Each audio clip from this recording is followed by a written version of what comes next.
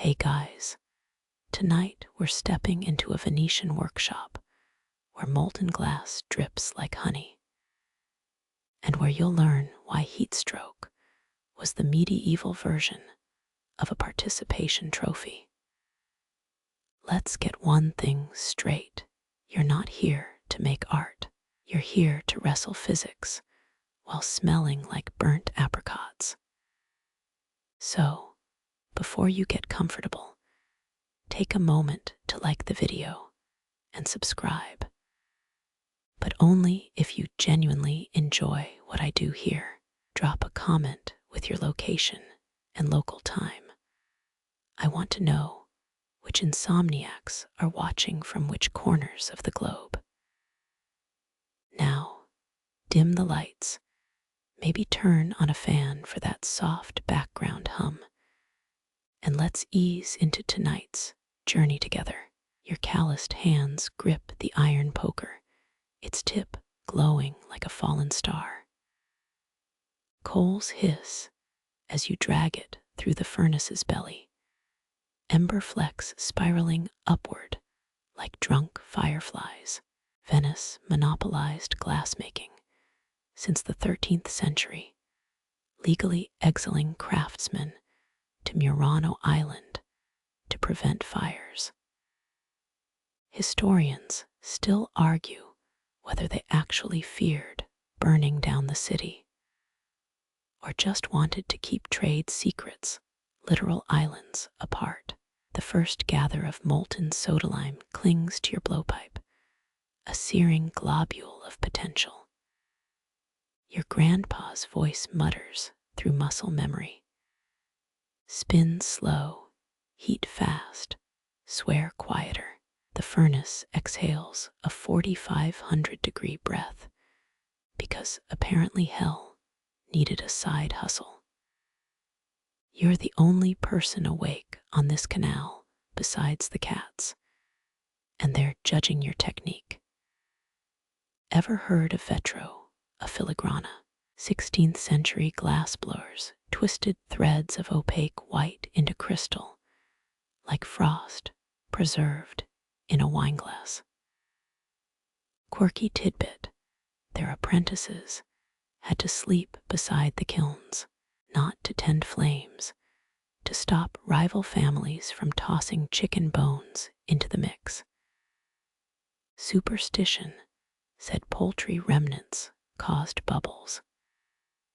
Science says they were probably just petty.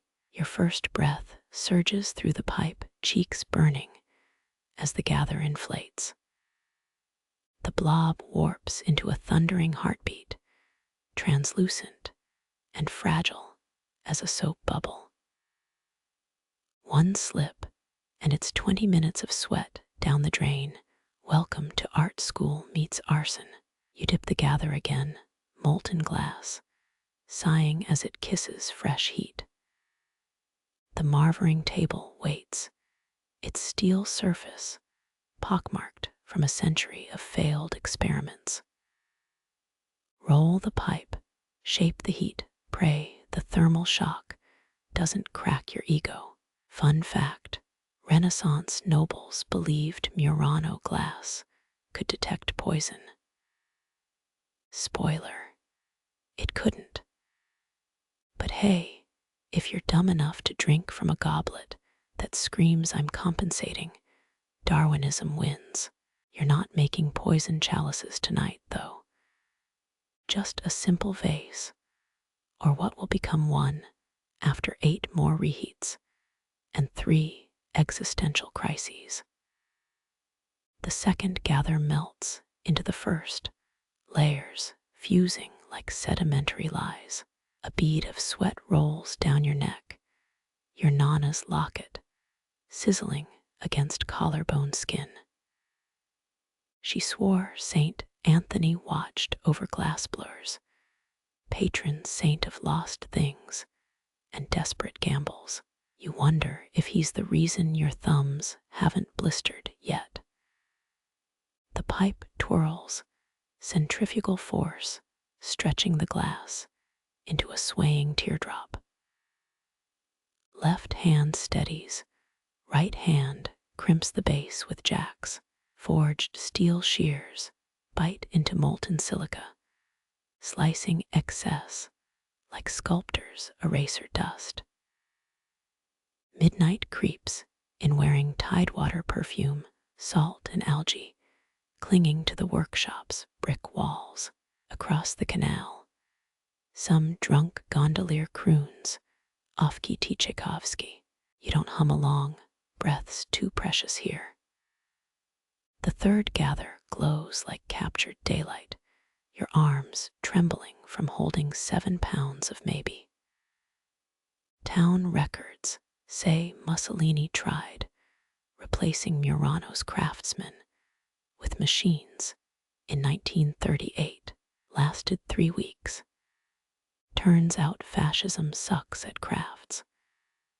Someone sneezes upstairs your landlord's terrier, probably.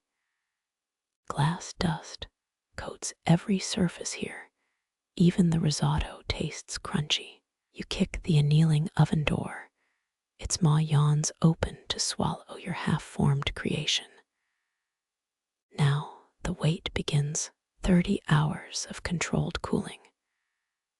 Too fast, it shatters. Too slow, it sags. Like diffusing a bomb made by Loki, the furnace purrs, a sleeping dragon you fed all night. Your reflection warps in the glory hole's orange glare nose, smudged with soot. Hair frizzed like an electrocuted dandelion. Back in the day, masters guarded recipes like state secrets, one added powdered moonstone for mystical clarity. Modern nerds found traces of arsenic. Turns out poison makes glass sparkle and gives apprentices organ damage. You douse the poker in a water bucket, steam erupting like a gossip's whisper. The first shift ends. Dawn's still a rumor. Tomorrow's problem. For now, your creation slows its heartbeat behind fire bricks, a translucent fetus waiting to be born or to die. Glass doesn't care either way. You wipe soot on your apron, already stiff with yesterday's failures. Venice sinks 2 millimeters yearly, they say. You've sunk further in 3 hours. An orange tabby slinks through the window, a regular who trades dead mice for workshop warmth. It side-eyes your latest vase in progress. You've seen that look before at gallery openings. The furnace's coals dim to a coven's crimson gaze. 30 hours. Then you'll know if tonight birthed art or another overpriced ashtray. Sleep won't come not with 3 more orders due. But the cat's purr syncs with the annealing oven's hum, a lullaby for the paranoid. Murano glass outlives empires, they say. You'd settle for surviving till payday. You kneel beside the dying workshop candle, its wax pooling into a miniature Venetian lagoon. Across the canal, shadows bleed from brick archways like spilled ink. The furnace breathes behind you, a sleeping dragon barely contained by crumbling mortar. Your thumbnail picks at a glass crucible's crust, the sound sharper than San Giorgio's midnight bells. Historians tally 13 sunrises. It took 15th century barges to move Venice's furnaces to Murano, fireproofing a city built on kindling. They never mention the real fuel glassmakers, sweat fermenting in July heat. You blow softly across the blowpipe's tip, a habit left from childhood flute lessons that went nowhere. The glass gather glows amber, a molten starfish clinging to steel. Legend claims Murano's ancestors cooled goblets in chamber pots for quicker profits. You smirk. Imagine some duke's lips touching a wine-stained urinal. A gondola creaks outside, silk shoes shuffling against damp wood, rich tourists hunting authentic crafts, while their perfumes murder the brine-scented air. Your tongs hover hesitating between tulip vase and poison bottle. The glass decides. It always does. 3 street cats harmonize a yawl chorus near the fishmonger's jetty. Their racket kicks off a domino clatter of shutters slamming across the canal. You catch your reflection, warped in a cooling pitcher, neck stretched thin as a heron's. The candle drowns itself in wax, dying mid-sputter, leaving you moonlit and marooned. A draft sneaks through the cracked window, your nape hairs rising like unsettled ghosts. Historians still argue whether adventurine glass was born from a drunk worker's spilled copper filings. You know the truth. All breakthroughs reek of desperation and luck. The blowpipe warms your palms, a lover's hands gone feverish. You spin it, watching molten gold veins thrash against transparent flesh. Moonlight carves the workshop into half-truths, tools becoming talismans, kiln bricks morphing into tombstones. You press a pontal rod against the globe's base, the hiss singing a duet with canal waves. Cool air thickens, stealing the gather's willingness to bend. A rookie mistake, letting the moon's indifference override furnace math.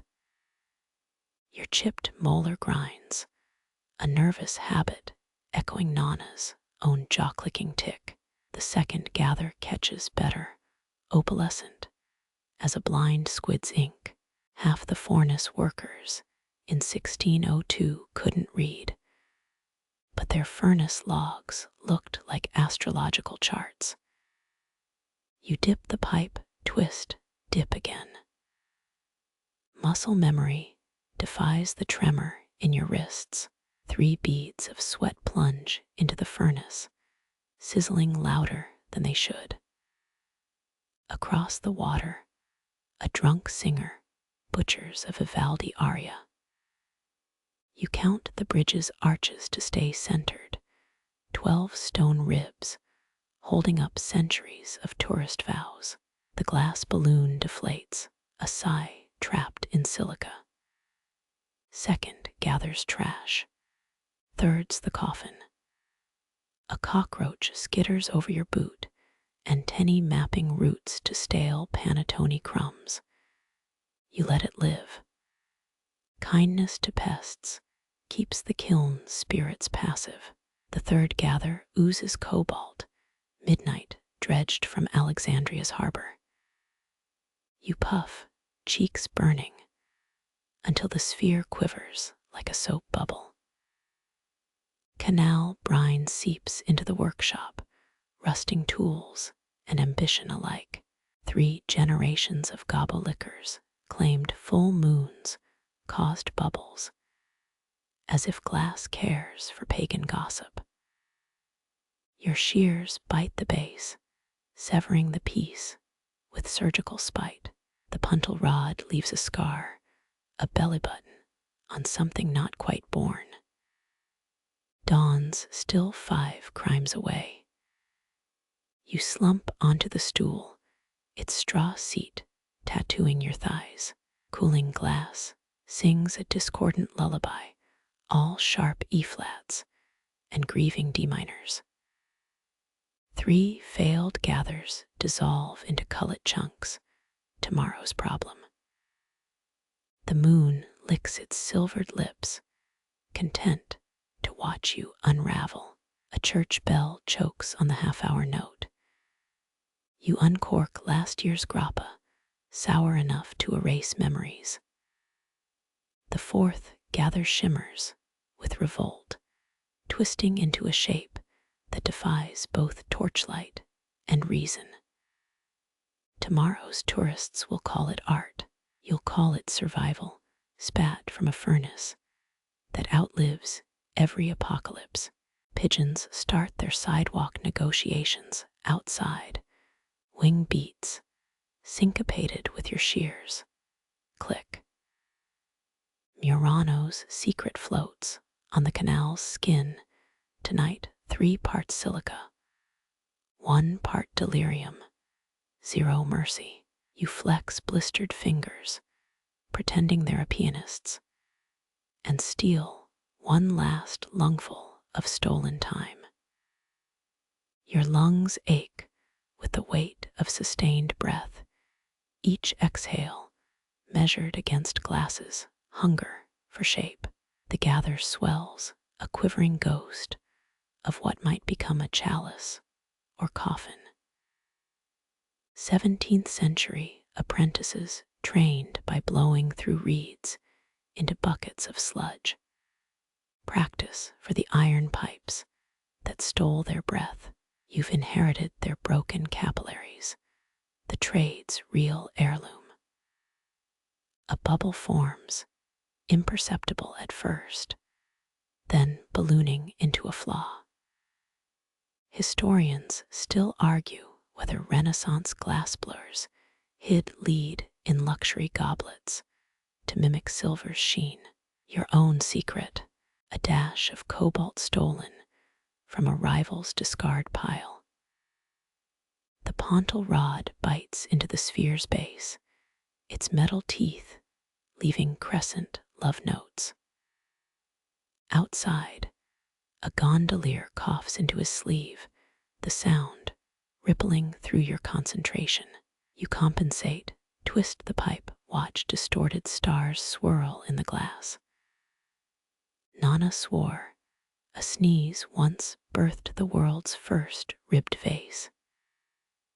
Nasal architecture, she'd cackle chasing kids with a polishing cloth.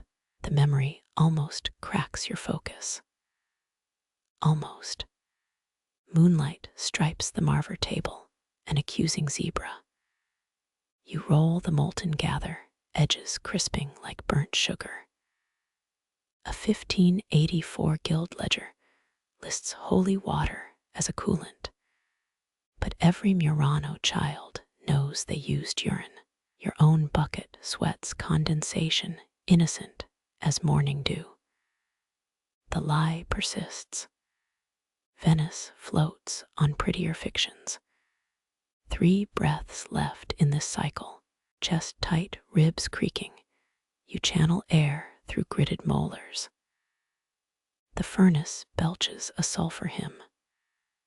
No one mentions how glassblowers' teeth rot young, acidic breath-etching enamel like gauzy spoons. The gather resists. You plead silently, offer tomorrow's regrets as collateral. A muscle spasms beneath your scapula, betrayal mapped in biology. Historians tally Doge-approved designs, but ignore the real record. Your shelves sag with bubbled misfits, each a tombstone for muscle memory gone sour. The sphere pulses, veins of gold advancing like conquistadors. Canal water licks the workshop's foundation, tide tables etched into moldering bricks. You dip shears into linseed oil, their blades parting hot glass like a sinner's prayer. Another secret. The best stems get their curve from stolen glances at passing hips. Art's born of hunger, never virtue. The puntal rod releases. With a pop, a botched kiss. Air hisses through pursed lips, pressure stabilizing the form. Glassblowers once served house arrest for leaking trade secrets. You'd trade every recipe for 5 minutes of unmonitored sleep. The piece wobbles, dances at the edge of collapse. Your pulse thrums in the glass's walls, a double heartbeat. Nano's voice rattles in your inner ear, thin as a lie, thick as a debt. The rim flares, fire-kissed and fragile.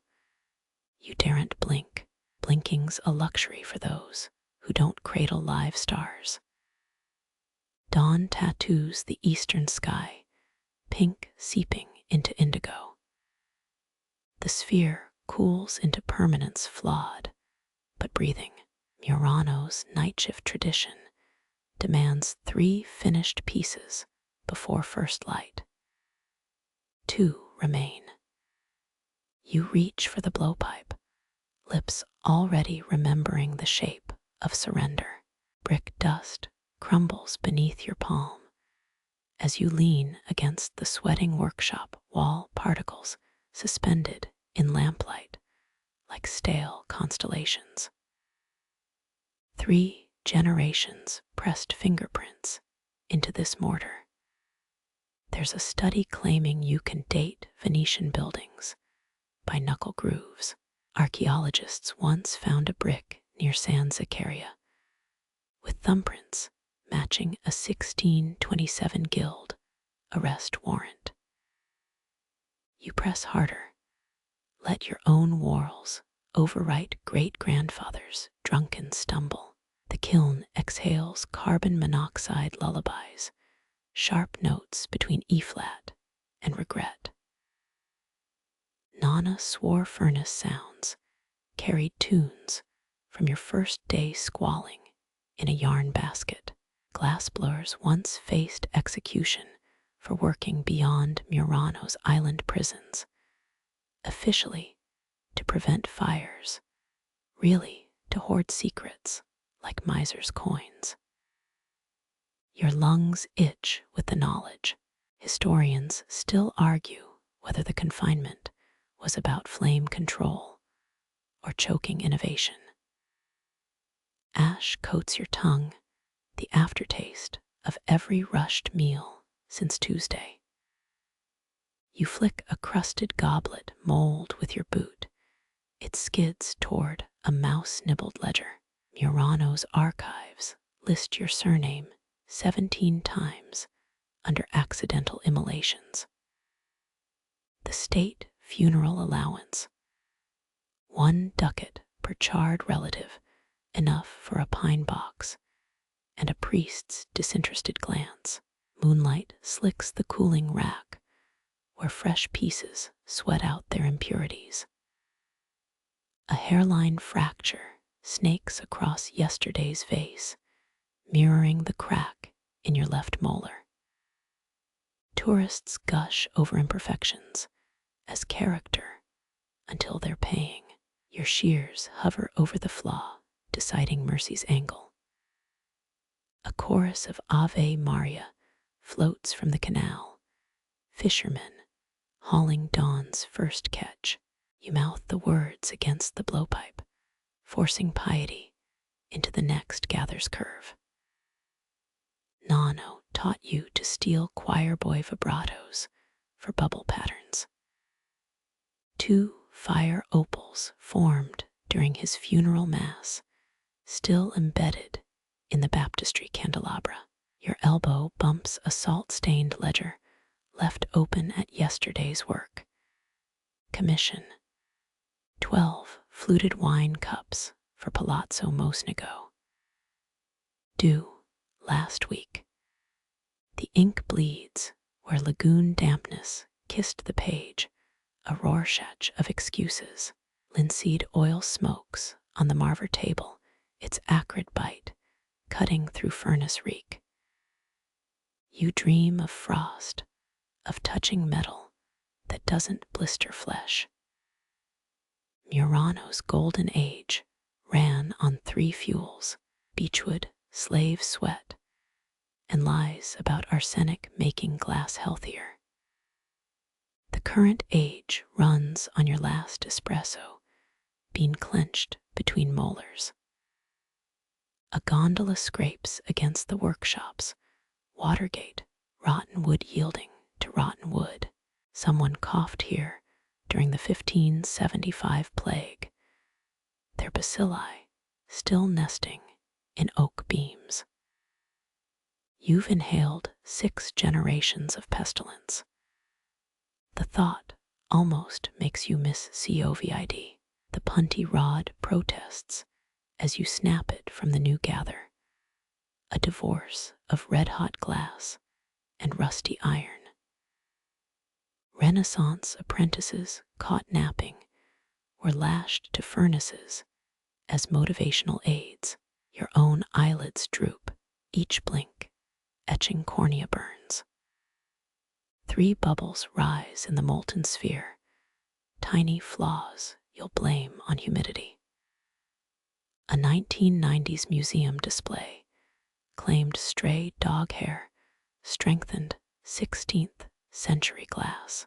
You've yet to test the theory. The strays here all look flammable. Canal grime slicks the floorboards, every step a possible faceplint into glory. You pirouette away from a puddle blowpipe arcing like a drunken ballerina. Murano's elite once staged glass-breaking contests to prove their disdain for disposable wealth. The winner's prize, a voucher for syphilis treatment. Furnace glow paints your shins stripe by sienna stripe. Someone, probably you, scratched help into the soot last midnight. The L drips downward, a stalactite of existential fatigue. You spit on the hatch, watch saliva vaporize before the insult lands. Dawn fingers through cracked bricks, kissing a row of 1920s schnapps bottles. Prohibition drove American tourists here for medicinal glass flasks. 70% still hold swampy dregs of bathtub gin. Your head throbs in solidarity. The latest cup takes shape, its stem warped by a twitch you'll deny tomorrow. Murano's archives have no term for sellable seconds, just household grade and remelt fodder. You file it under reasons to learn accounting. As the final piece cools, the kiln drones a G-sharp, matching Nana's favorite folk song about drowned sailors. 3 generations of your family heard that note as they collapsed into cots. Historians still argue whether furnace hum alters local birdsong. You know better starlings here trill in the exact pitch of sleep deprivation. Cockroaches skitter across ledgers, their shells iridescent with furnace glow. Venice floats on such tiny glittering lyres. You pour yesterday's wine into a chipped calibration beaker, toast the crumbling bricks, sip until the wall's fingerprints blur into family. Heat paints the gather flesh red, a heartbeat glowing through translucent skin. You press gold leaf against molten glass veins, blooming where fingertips graze. Renaissance recipe books recommended beetle wings for iridescence, providing both shimmer and crunch. Yours sticks to 17th century hubris. Malaria pills couldn't cure Venetian vanity, but gilding helped. The Marver table steams as you roll the gather, gold dissolving into bloodstream patterns. 16th century apprentices hid caricatures of rivals between glass layers, crimes visible only when held to light. Your latest chalice hides a donkey-eared bureaucrat near the base. Future scholars might call it abstract symbolism rather than petty revenge. molten glass sighs against the blowpipe, expanding into a lung-shaped curve. Murano's guild once mandated gold dust in every noble commission, proof of extravagance or hidden alchemy. You cough, ash and ambition taste identical tonight. Historians still argue whether gilded stems were status symbols or failed attempts at immortality. Tweezers pinch a rogue air bubble, forming a pupil in the crimson murk. The piece stares back, vein cornea burning with unfinished accusations. Medici account books mention chalices weeping blood after certain masses, likely poor enameling. But the Pope bought 7. Your elbow knocks a flask of wine-dark pigment. The spill mirrors the Grand Canal at midnight. Clockmakers once used Murano glass for hourglasses until humidity glued centuries of sand in place. You fashion a crack down the vessel's side character. You'll call it, as invoices yellow in a drawer. Gold leaf clings to your forearm, false promises melting into sweat. Nana claimed leftover gilding cured warts if applied during high tide. The wart on your thumb remains, a cork-sized monument to family myths. You scrape flakes into tomorrow's coffee grounds. Apostasy tastes better with cardamom. The annealing oven hums a lullaby as capillaries harden into permanence. Archaeologists found a 1540s goblet near Padua with intact fingerprints in its stem, still salty from blown insults. Tonight's work will fossilize your chalices instead of regrets. Cinnabar dye swirls into the gather, a mimicry of living tissue.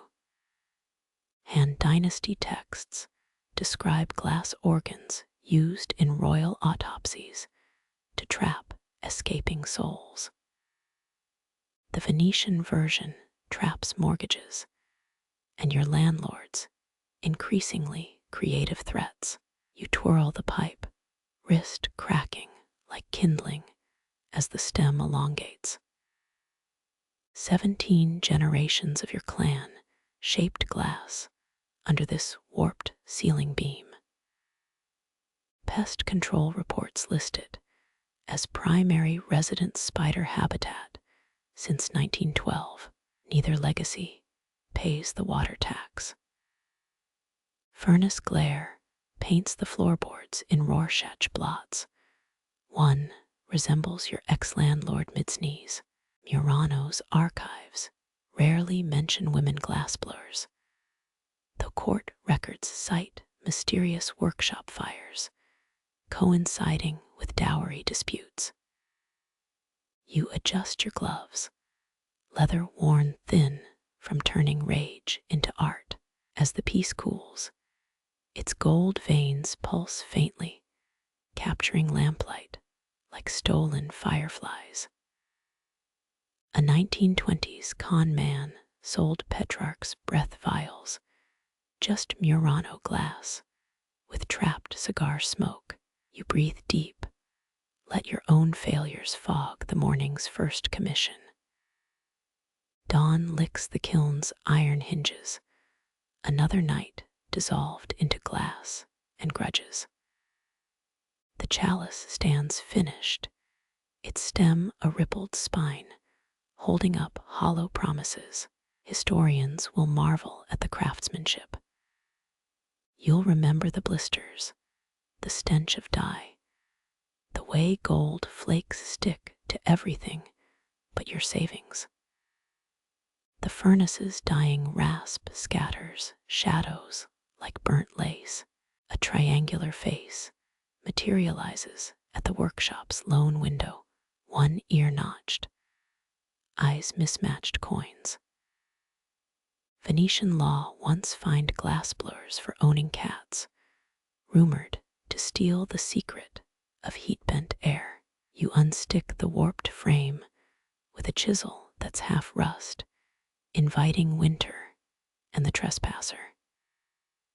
It deposits its tribute first, a mouse skull polished by digestive ambition. 18th century apprentices used rodent bones in glass batches for textural intrigue and to torment rivals. You pocket the offering good luck or biohazard pending sunrise. The cat rubs against your shin. Its purr syncs with the annealing oven's wheeze. Milk pools in a lopsided tumbler you deemed unsellable, base, uneven as a drunkard's signature. The feline sniffs, dismisses it, and licks condensation off the marver table instead.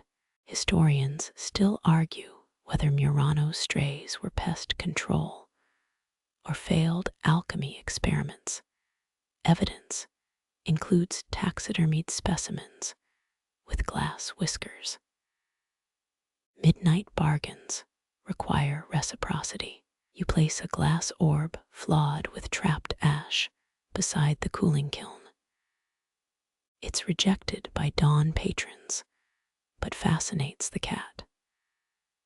Paws bat the sphere into the coal bucket, your life's work reduced to a toy. A 1910 journal entry describes a similar piece selling to a Smyrna merchant as enchanted marble. Spoiler, it wasn't. The creature retreats before first light, no goodbyes, just a molted tuft on the blowpipe. You weave the fur into a punty rod's wrappings, less for luck than to annoy future archaeologists. Someone's thesis will unravel over this felid contamination. Let them. Dawn etches the canals in tarnished silver.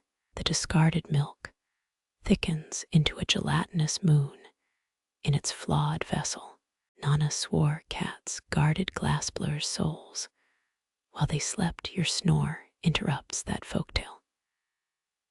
The rodent skull grins from a shelf, new tenant in an old workshop. Your fingers find the mercury pooled under the marver table, left by a shattered thermometer 3 nights prior.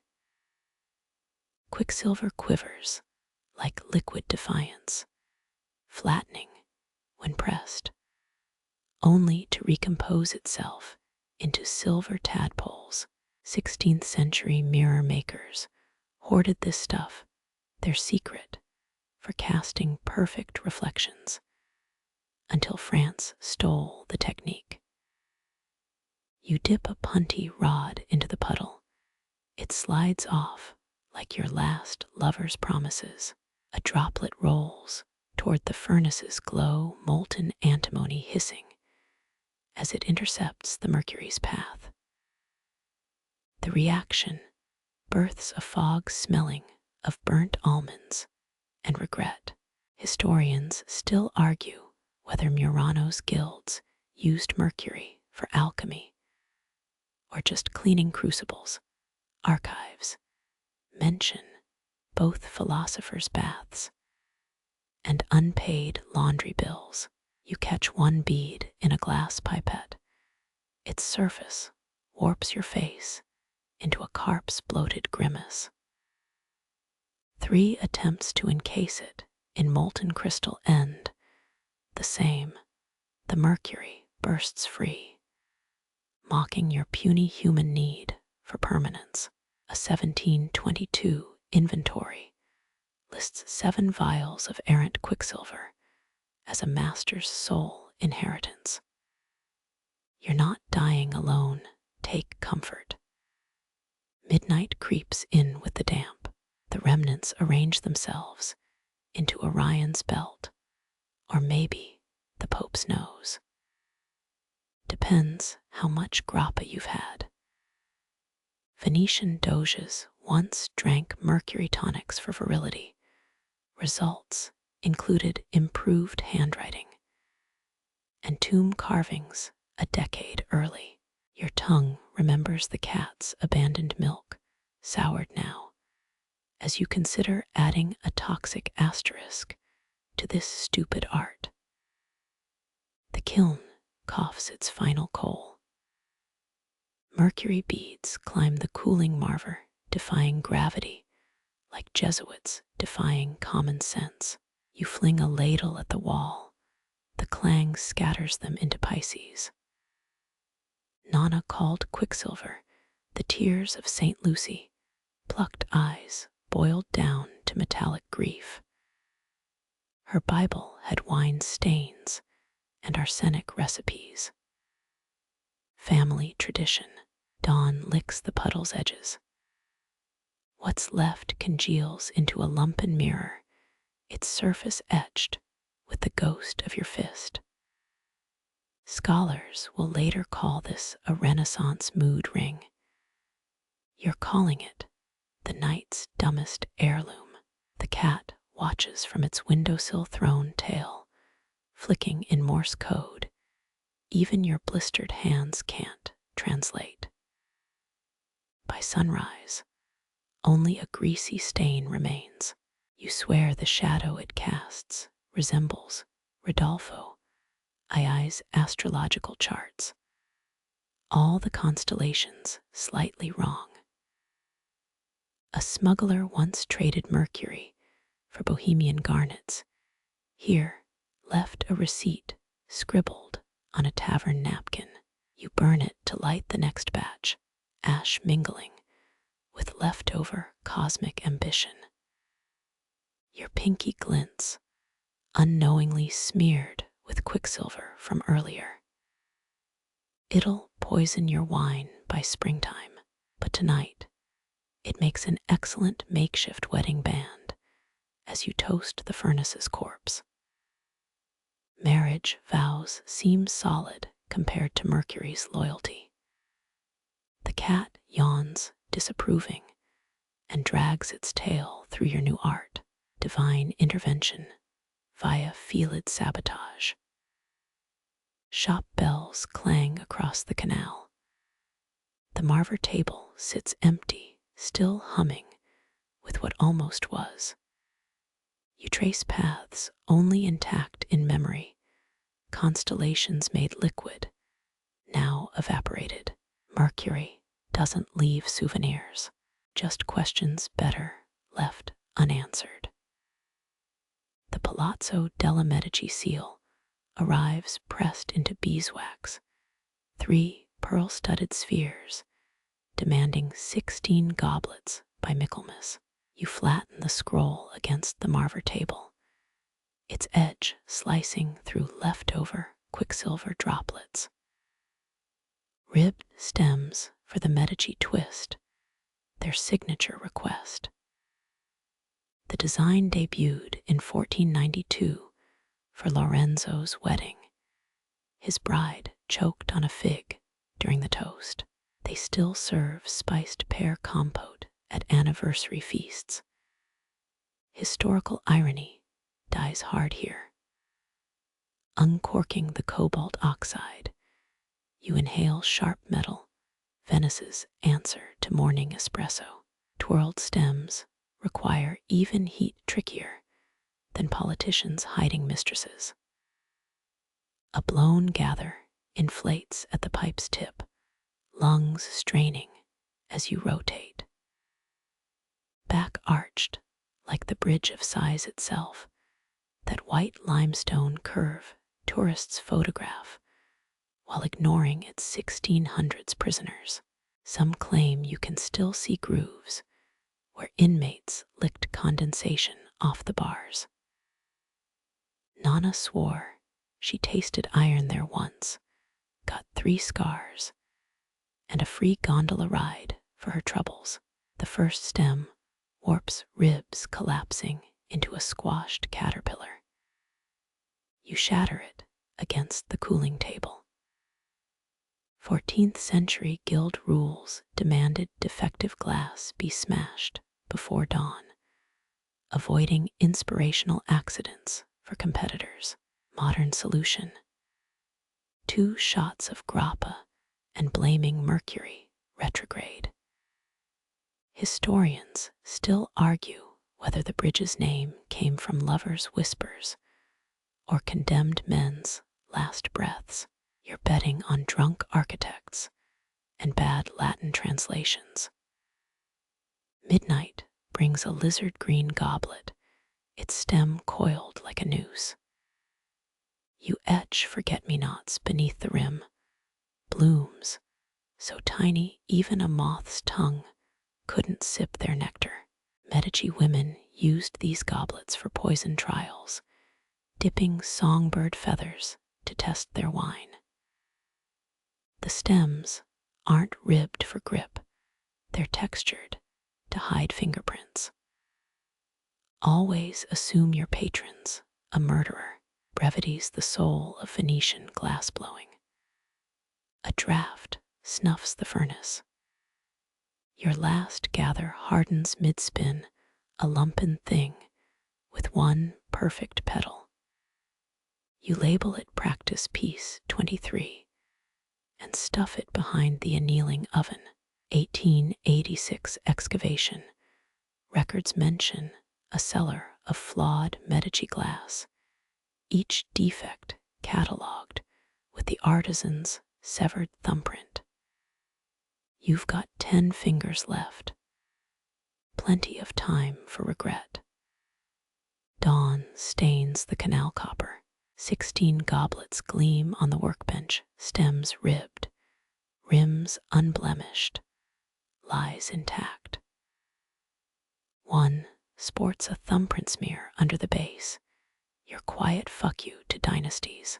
The cat bats a stray goblet into the coal bucket, clang echoing like the bridge's lost prisoners.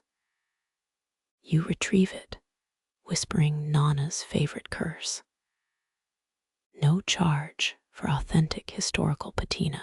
The courier arrives smelling of saffron and guilt. His belt buckle bears the 3 Medici spheres, tarnished from pressing against prayer books. You wrap each goblet in salt-stained silk better for absorbing future blood. He doesn't notice the umber smudge on number 12, a fleck of your skin fused into the stem. Let historians in 3 centuries debate its origin: servant's sweat, assassin's thumbprint, saint's stigmata. You'll be busy ghosting commissions and feeding the cat. As his gondola disappears, you flick a wine dreg into the canal. Ripples distort the bridge of sigh's reflection, its arches bending like a ribbed stem under heat. Somewhere beneath those stones, a prisoner's tongue once lapped at damp limestone. Somewhere above, a Medici heiress sips from your filigreed lie. The cat licks milk from its usual flawed tumbler, ignoring the fancy goblet beside it. Priorities, like good glass, rarely bend to history's whims. Cobalt oxide hits molten glass, a storm cloud swallowed by honey. You spin the blowpipe, watch indigo bleed into the gather's golden core. 16th century Murano artisans called this azzurro ultramare, blue from beyond the sea. The powder sailed here in velvet pouches, stolen from Ottoman mines by merchants who bred carrier pigeons with map tattoos. Historians still argue whether the pigment's shimmer came from powdered lapis or shaved mermaid scales. You're just trying not to sneeze. This stuff costs more than your landlord's dignity. A bubble forms in the gather, a tiny galaxy swirling with flecks. Your breath hitches the curse of every glassblower. One wrong exhale, and the sphere becomes a teardrop. 3 swipes with the jacks, blades scrape cobalt into ripples. Some idiot will call artisanal wave motifs. Tourists eat that shit up. Nana used to say glass holds memories better than skulls. You're banking on that as rent comes due. Midnight rain hisses against the furnace. The cat bats at a marble gone rogue, amber rolling toward the gutter grate. You rescue it, pocketing the damp sphere. 1784 ship logs mention a captain who traded Venetian glass marbles for Tahitian tattoos, swapped his entire cargo for a sleeve of squid ink waves. He drowned in the Grand Canal 6 months later, still picking indigo kelp from his beard. You balance the marble on the kiln's edge. Let fate decide its worth.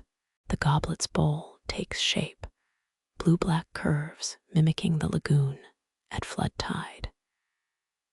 Twins at Wood commission specs demand Homeric wine-dark sea in glass. Homer never sat through 63 rejections because some Medici descendant thinks cerulean is tacky. You tweezicrim Spanish sulfur ribbon into the stem, a golden vein for irony.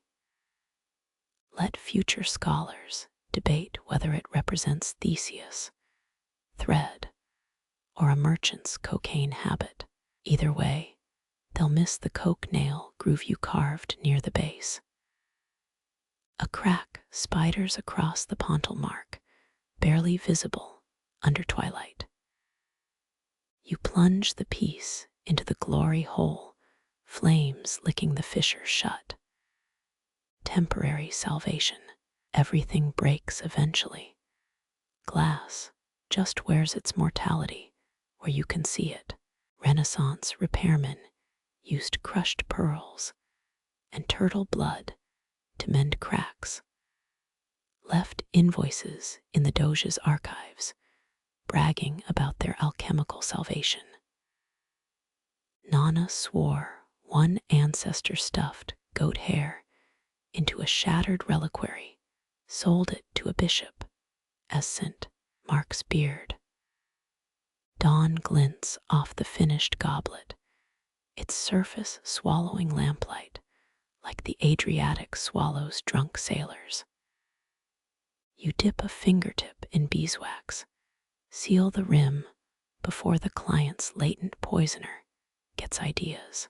The cat leaps onto the workbench, knocks over the tumbler of milk you promised to stop leaving out. 2 years earlier, a Sienese glassblower was poisoned by his own wine goblet. Turns out his mistress mixed arsenic with her lip stain.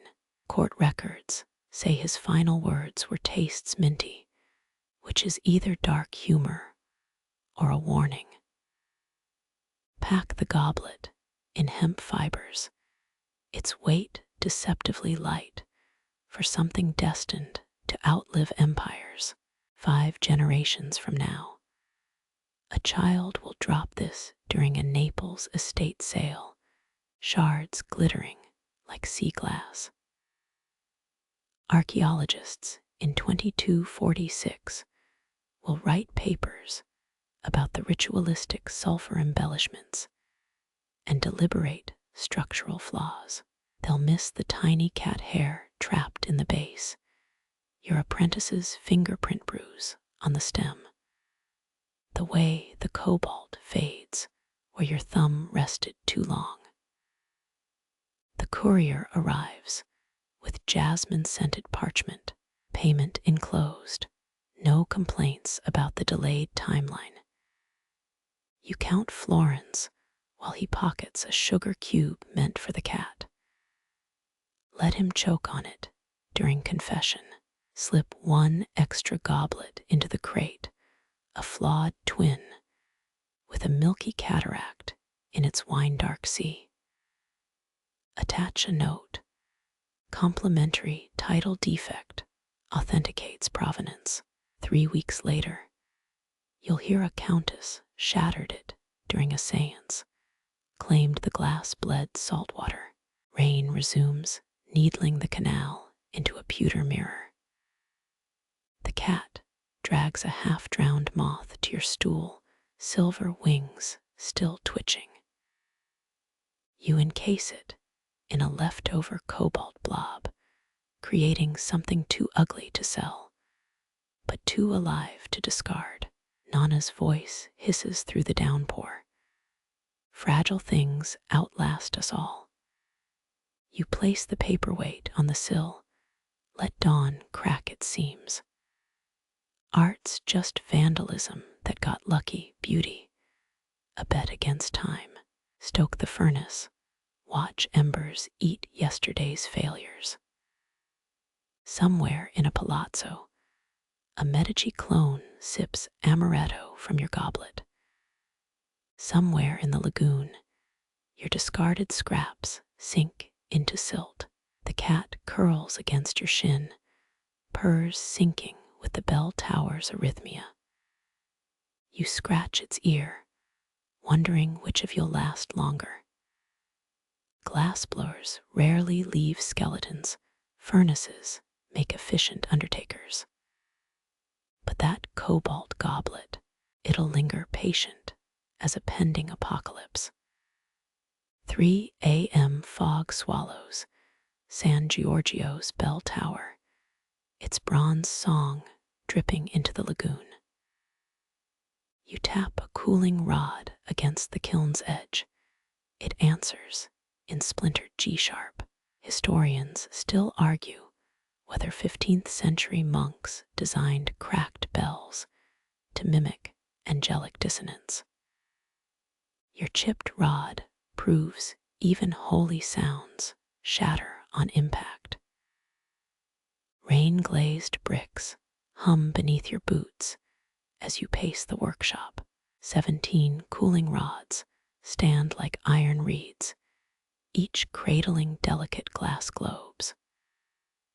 Their song sharpens as they harden, a choir of needles stitching the humid air. Cast in 1462, using Turkish cannons melted after the siege of Thessalonica. True fact. Though tourists prefer the mermaid alloy myth, you flick the tallest rod, it keens like a widower's fiddle. The cat bats a fallen slag shard across the floor, its tiny ping harmonizing with the bells. Venetian mothers once hung cracked bell fragments above cradles, said to ward off demonic lullabies.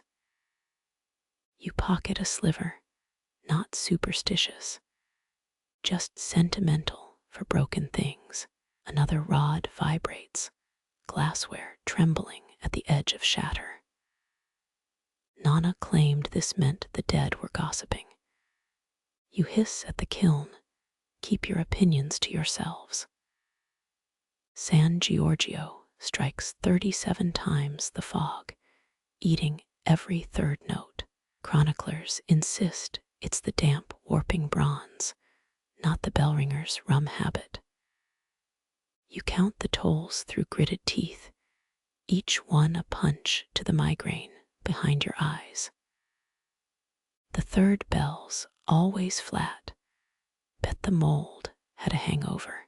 Pliers hover over the nearest rod, snip the punty end, and reward yourself with a swig of plum brandy.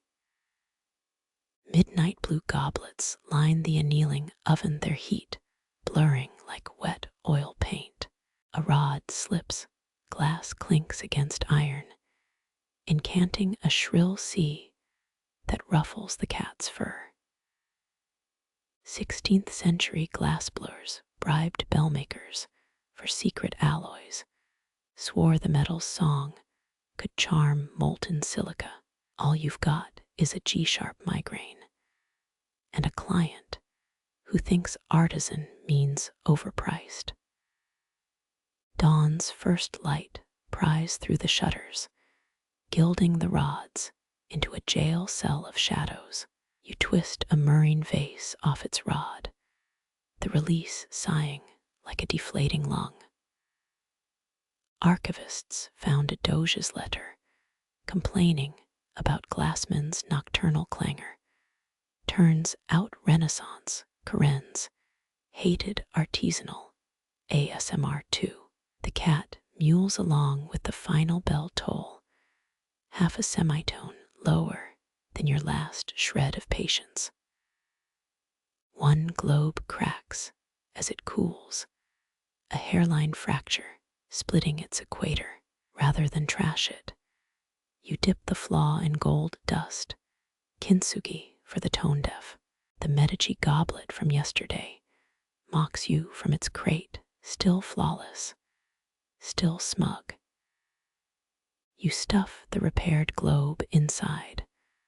Let its fractured lullabies haunt Lorenzo's descendants. A barge creaks past, its cargo of sour wine barrels soaking the fog with vinegar breath.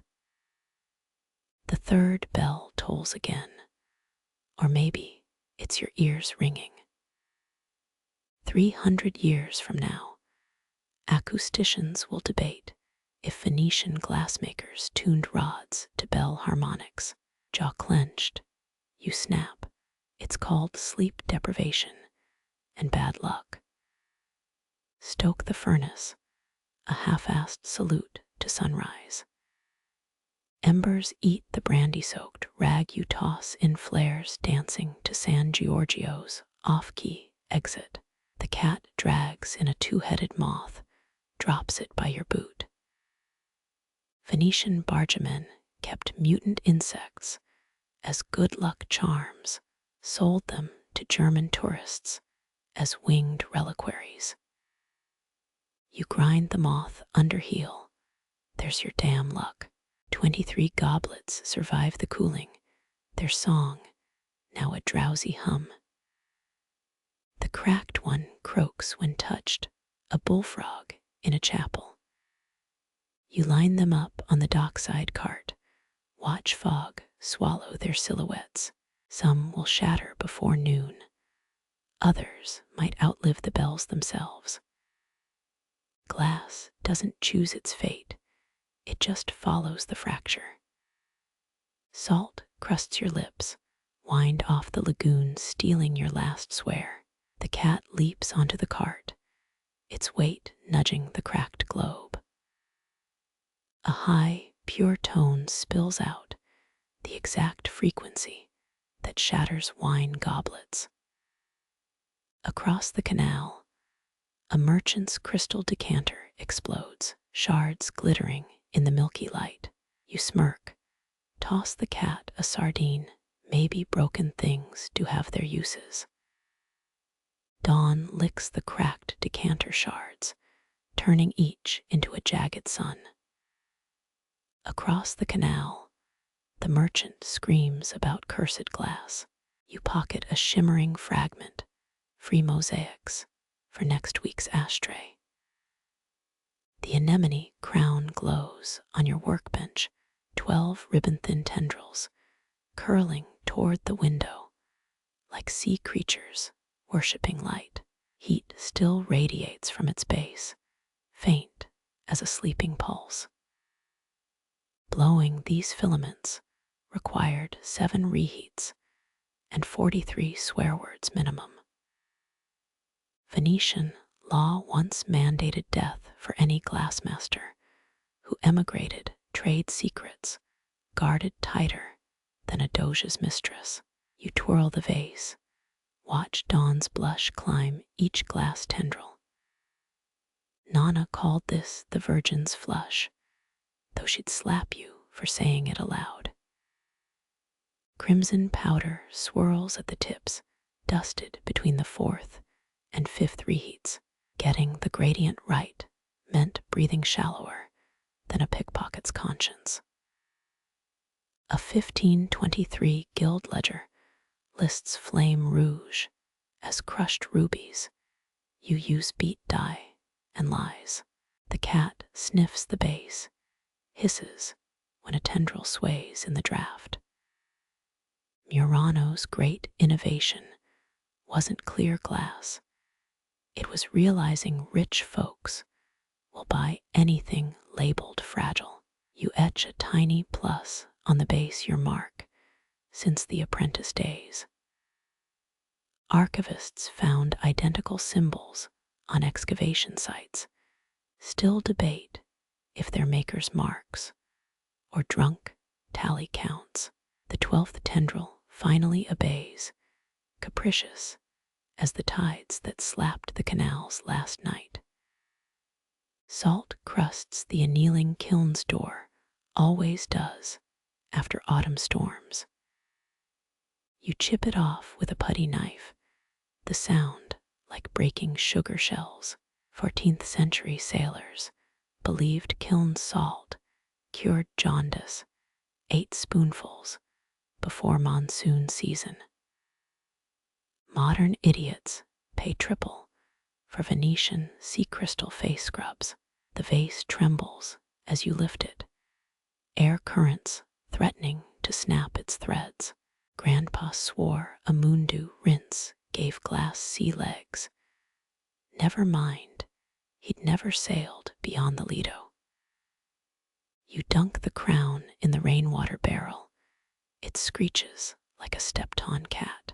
Steam curls into a miniature fog bank over the workbench. The tendrils stiffen, quill pens frozen mid-sentence. Tourists will ask if it's a candelabra. Critics will call it Baroque plankton. You'll just triple the price and blame Tintoretto. Historians still argue whether these tendril vases stored poison or perfume, as if beauty needs an alibi. A bead of gold glass trembles at one tip, your secret obsession, with gilded imperfections, your thumbnail chips testing the rim, the ping echoing San Giorgio's flat third bell. Across the canal, the merchant sweeps decanter shards into the water, Venetian tradition for disposing of bad juju. The cat watches him, tail twitching like a metronome, set to scorn. You whisper to the vase, they'll break you within a week. Light fractures through the crown, casting 12 wavering shadows on the soot-stained wall. They sway drunken ballerinas mid-pirouette for half a heartbeat. The silhouette looks like your mother's hair blowing in the Lido wind. Then a cloud snuffs, the sun glass turning dull as a bureaucrat's soul.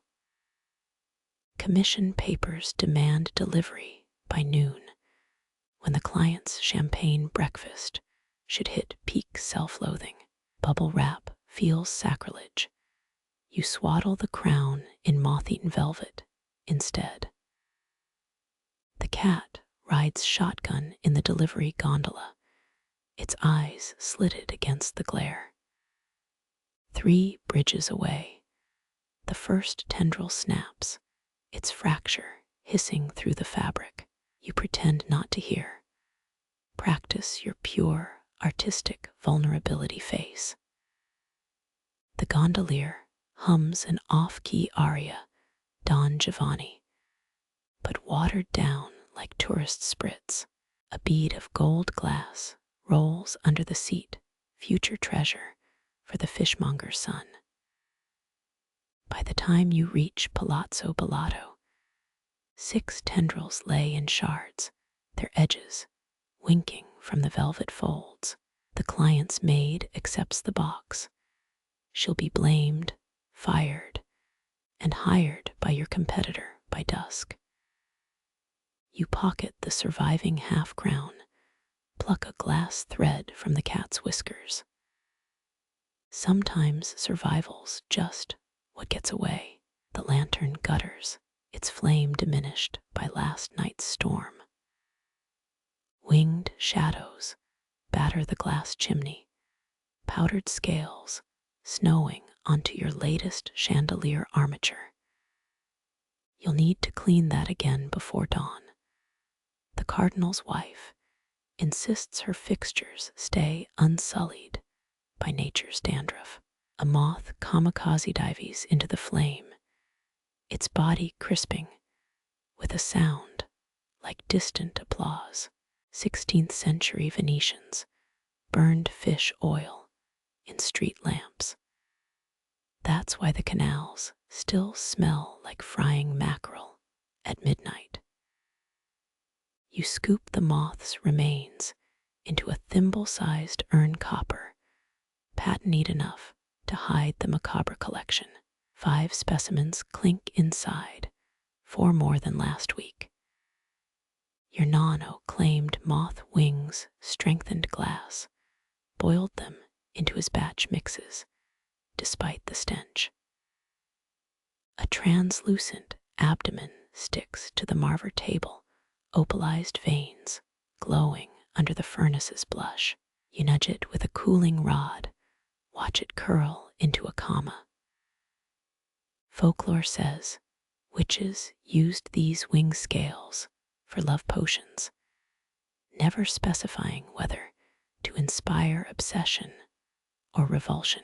The next moth slams into your forehead, its antennae brushing your eyelash like a lover's false promise.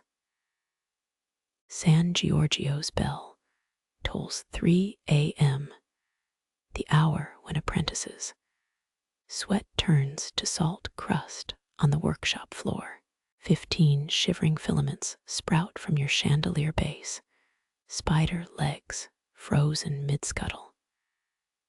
You dip a puntal into molten sapphire glass, the color of poisoned royalty. History books claim only Murano glassmakers could produce true cobalt. Forget the Greeks, had it figured out centuries earlier. Moth number 7 kamikazes into the glory hole flare up, singeing your right eyebrow. Bravo, you mutter, saluting with the jacks. Renaissance apothecaries sold charred moth wings as moonflower ash, guaranteed to cure melancholy or cause it, depending on the dosage. The thimble urns nearly full, each crisp corpse a tiny cathedral of poor life choices. Your latest spiral twist droops, heated too long near the furnace's lazy side. Nobody mentions how lampworking resembles interrogating ghosts. Every shape, a confession forced through fire and breath. A monarch moth lands on the annealer, its wingspan wider than your palm. You've read they navigate by starlight, pathetic cosmic irony, to die by terrestrial candle flame. 3 quick taps startle you, the sound of beak against glass. A starling eyes the moth buffet, breast feathers iridescent as oil on canal water. You flick a glass chip, watch it skitter across the floor like a cursed coin. Back in your apprenticeship, a sorcerer's grimoire listed moth ash as essence of ephemeral want, used it to write vanishing spells. The chandelier's arms cool unevenly, 2 leaning like drunkards arm wrestling. You'll attribute it to deliberate asymmetry in the morning. Art speak for the client gets what they pay for. Historians still argue whether Medici poison rings held ground moth wings or crushed pearls, as if betrayal needs a signature ingredient. A wing fragment floats into your espresso, adds unintended texture to the 4th all-nighter's fuel. By 4 a.m., the thimble urn overflows, ashes spilling into the draft's uncertain current. They'll coat the palazzo's courtyard by dawn gossips, blaming witchwind instead of your sleep deprivation. One last moth spirals into the flame, this one silent as a snuffed vow. You pocket the urn, its weight negligible compared to the shadows clotting your shoulders. Daylight slithers through the workshop's single filthy window, exposing every flaw in the chandelier's geometry. The starling returns pecks at a wing fragment stuck to your boothiel. In 12 hours, some countess will admire this piece as primitivist genius. In 12 days, her maid will chip it while dusting. You bury the thimble under loose floor bricks, the seventh tomb for things too fragile to exist. The furnace wheezes, its last embers flatlining into ashen pupils. Across the canal, a fisherman mends his net with moth-gnawed twine. Survival, you're learning, is just persistent mending of holes you didn't create. The fisherman's needle pierces twilight, his net repairs, outlasting your latest vase. A ledger page drifts into the canal's oil slick, brown water curling around faded numerals. 1492 stares up year of Columbus's blunder into the Caribbean. And some Doge's misplaced lunch money. You fish it out with a punty rod, ink bleeding into the Grand Canal's permanent grime. 16th century Venetian accountants used squid ink laced with vinegar, makes the numbers bite.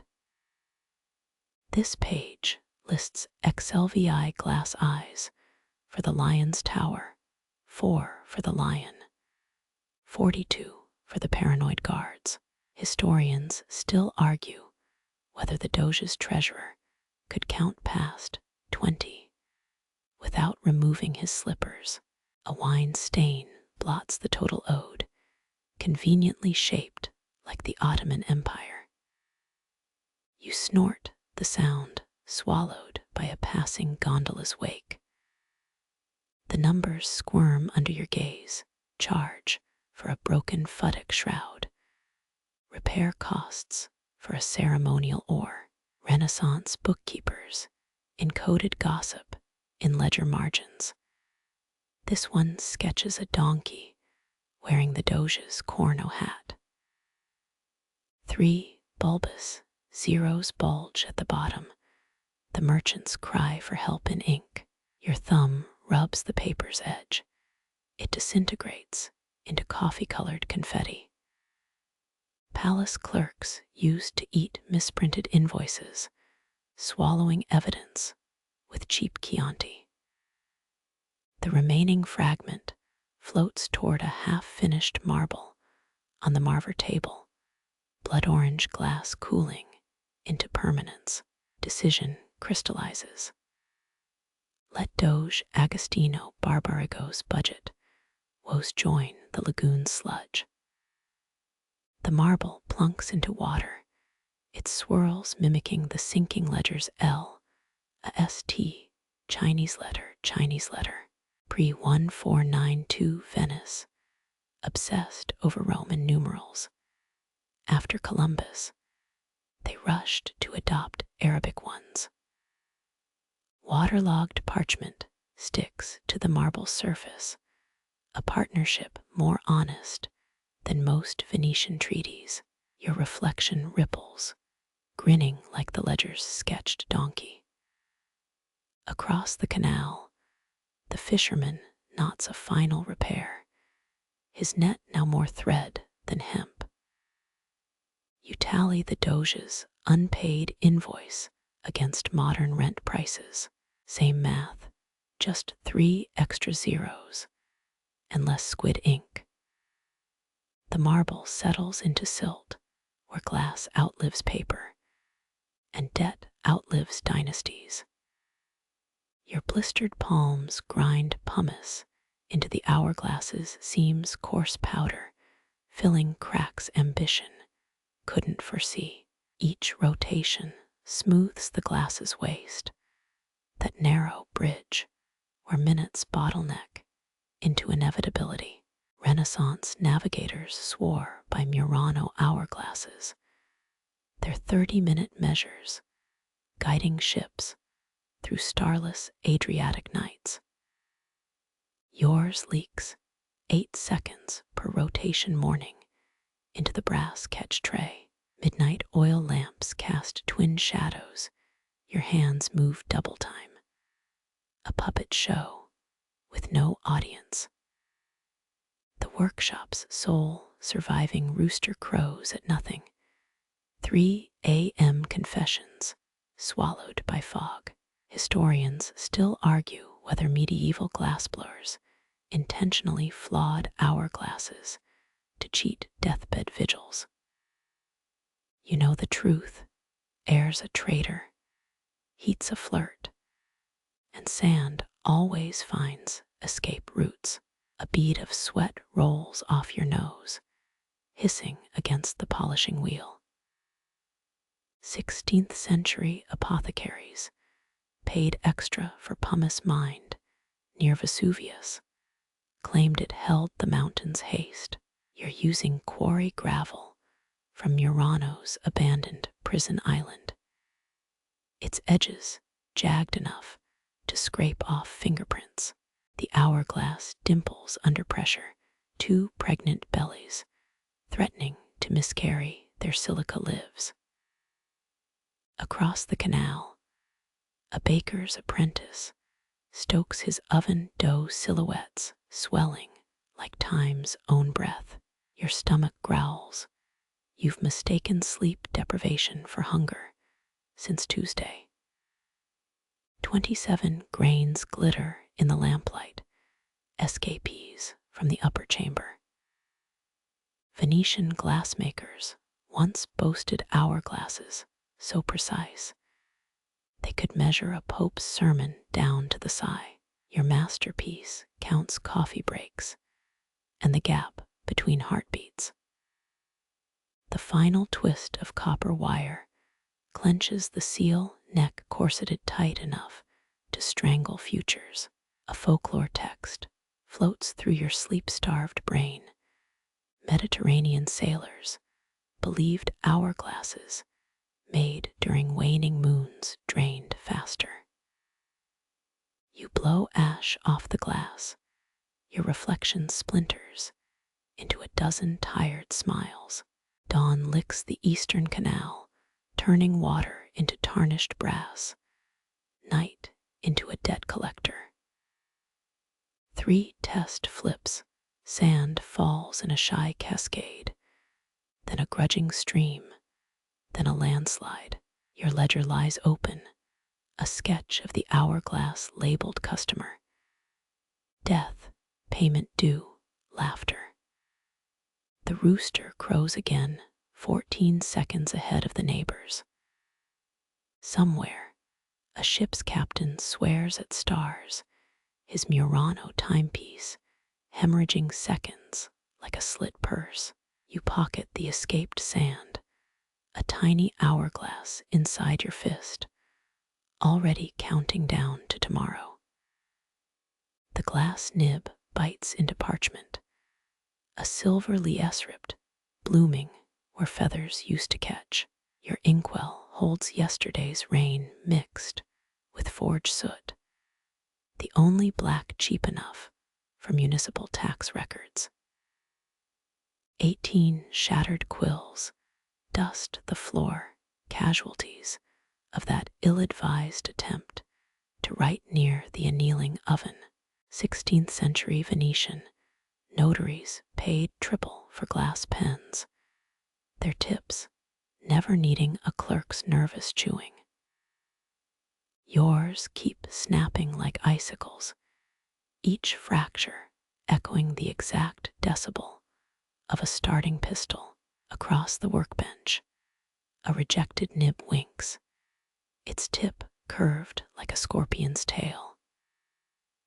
You're supposed to believe Sultan Murad III banned quills in 1582 after a poisoned feather killed his favorite calligrapher, probably fiction. But the lie tastes better than admitting Murano's glass guild needed new markets. Diplomats loved these fragile styluses. Snapping one mid-treaty became the original mic drop. Dawn bleeds through your latest mistake. A contract for linen imports now tattooed with inkblot leviathans. Historians still argue whether Medici spies used glass nibs, brittleness, to encrypt messages. The theory's nonsense. Every shattered tip just means another hour hunched over the grinding wheel. Your knuckles scrape against pumice leftovers from yesterday's hourglass fiasco, memory grit clinging where skin won't heal. A pawnbroker's ledger open on page 73. 14 clients named Giovanni. 6 declared bankrupt in squid ink Latin. The nib hesitates. You rewrite repossession as temporary safekeeping because the baker still leaves fig cookies in your alley. Venetian law required notaries to use scarlet wax for wills. A 1427 decree after a forger swapped inheritance clauses. Your seal stamp sports a phoenix nobody asked for its talons, gripping a broken quill. 3 drops of lamplight quiver in the ink's surface. Your breath sends ripples through miniature eclipses.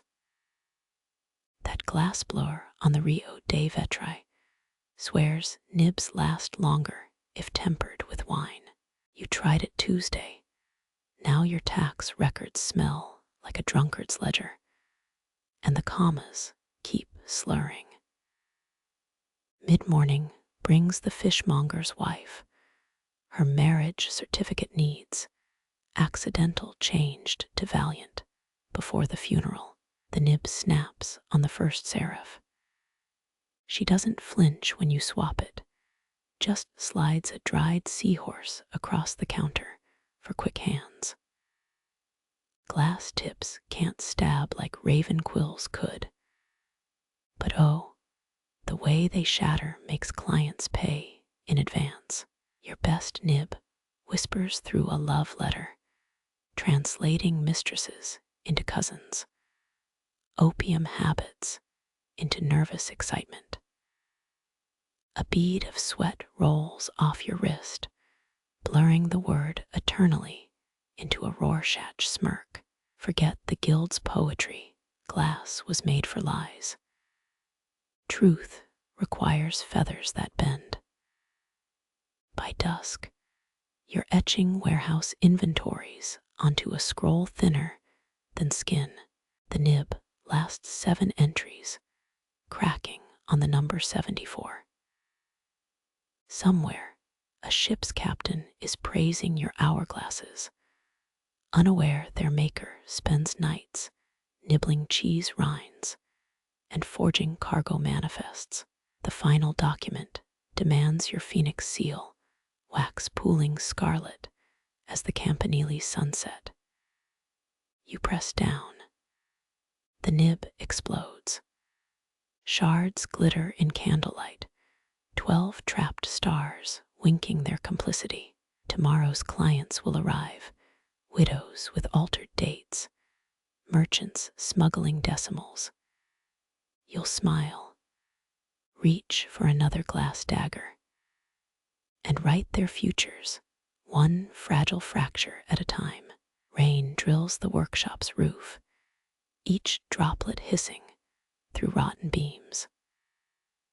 You brace the chandelier's half-cooled frame, sweat and rainwater racing down its brass arms. 17th century Murano master Lorenzo Zephyrin once suggested cat gut strings to catch ceiling leaks. Too bad his journals never mentioned the stench of burning collagen. A drop hits the central sphere, glass screaming as it fractures into jagged asterisks. You jam a blowpipe into the fracture too late. The orb slumps, a molten tear carving paths through your thumbnail grooves. Historians still argue whether Venetian chandeliers were looted during Napoleon's invasion or melted down to coat cannonballs. Tonight's answer, neither. They just dissolve, one leaky roof at a time. Thunder sinks with the furnace's growl.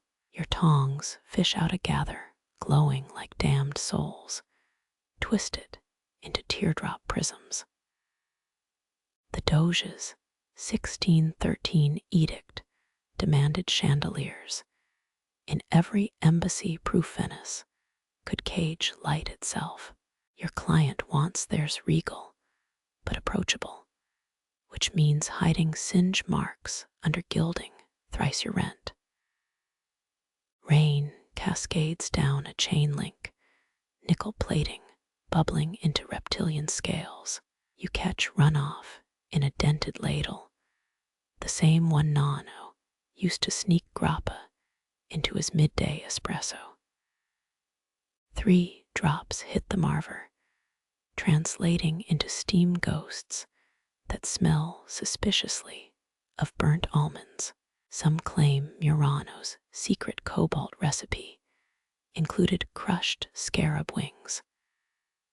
But that's just tourists regurgitating gondolier tall tailies. The 12th prism cracks during annealing, its fracture mimicking the Marangona's midnight toll. You bury the shards under yesterday's ash, a curacao blue grave for what almost was. Glassblowers whispered that lightning charges stabilize molten silica. You stop believing that when the next flash nearly fries your eyelashes. Dawn licks the canals, turning runoff into liquid mercury. The chandelier sways, its surviving prisms humming in a breeze that reeks of low tide. You pocket the least damaged teardrop. Future archaeologists will call it ritual jewelry instead of a journeyman's pity prize. One bead of sweat rolls off your chin, etching a final comma into the workbench's char. Let the rain win. Tomorrow's leak will birth different ruins.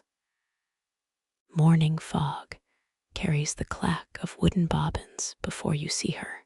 The widow Bassi arrives as tidal canals spit out silt, flax threads dripping from her wrists like dehydrated veins. Her lace collars once tightened around Doge Paolo Rainier's throat. Not that anyone admits buying from her since the siege. 17th century sumptuary laws protected Venetian lacemakers, with prison time for anyone smuggling patterns beyond the lagoon. She's brought 12 meters of punto in aria, stitches in air, which now hang limp over your marver table. They say you trade time for thread. Her finger traces a crack in your latest hourglass mold. The statement needs no answer.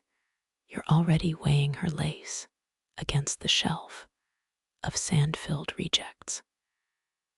Historians still argue whether Murano's floral patterns hid naval coordinates during the War of Chioggia. The widow's design shows no roses or compass points, just interlocking spirals that tighten like nooses. You dip a gather while she talks. Molten glass meets lace, the fabric's starch burning off into carcinogenic sweetness. Her threads leave ridges in the cooling sphere, a braille only spiders could read. Some claim 18th century lace makers worked human hair into commission pieces for mourning brooches. When you sniff the linen strawberry wax and something metallic, she tugs it back with a nun's chastity. The first hourglass bulges at the belly, her lace imprint already warping under 480 degrees C. She clicks her tongue. They'll stretch. You want to explain how time distorts all patterns, but your tongs are busy chasing wayward drips. Murano's archives mention a 1623 trial where a glassblower was fined for adding lacemakers' threads to chalices, adulteration of sacred vessels. You wonder if the judges ever tasted communion wine through blood-tinged linen. By the third attempt, her lace fuses cleanly, each twist immortalized in honey-toned glass. She pays with a spool of gimp thread and a bonbon wrapped in 1893 gazette paper. The candy sticks to your molars, maraschino and generational guilt as she disappears into the San Pietro fog. You're left pressing lace into orphaned hourglasses. Each turn of the pipe spins the sand faster, grains snagging on embroidered lies. When the last piece cools, you hold it to the grime-caked window. Early autumn light bends through lace-fractured glass, projecting slave ship rigging onto the opposite wall. The widow's threads outlived empires. The hourglass's sand outlives your hands. Both will scatter long before the glass forgets. The commission slips arrive like drowned men, waterlogged vellum curling into fists. 17th century nobles believed coral paperweights crushed bankruptcy curses, along with unpaid bills. You melt blue-green glass into barnacle lumps, each swirl a captured tidal current. Love letters arrive too, some scented with ambergris, others smeared with what might be blood or mulberry jam. 14 paperweights clutter your workbench by noon. A grocer's debt list breaks its wax seal mid-melt, ink dissolving into your gathering iron as black smoke. The Glassblowers Guild of 1423 required members to double as notaries, account books sealed in molten crystal. You wonder if the Medici ever found their secret deposits of squirrel fur ink. A gondolier's sweetheart note pulls your focus, the handwriting loops tighter than a hangman's knot. You trap it under a paperweight veined with fake coral. Renaissance pharmacists sold powdered coral as anti-sorrow tonic, though most buyers just liked the pink foam it made in wine. Heat licks your knuckles as you twist the blowpipe. 3 revolutions, and the glass thickens enough to crush promises. Historians still argue whether Medici bankers encoded loan terms in their paperweights' patterns. The one you're making now sports ridges, like rib bones, better for gripping when hammers fly. Nightfall brings a bureaucrat clutching tax scrolls. He sweats through his starch collar as you dip the gather. Murano's archives mention a doge who suffocated under 100 paperweights. Official verdict: death by administrative enthusiasm. You layer crimson into the glass, thick enough to mask the ink's pleas for extensions. Dawn finds you pressing a merchant's unsent apology note into cooling crystal. His mistress's perfume clings to the paper, rose adder, undercut with arsenic sharpness.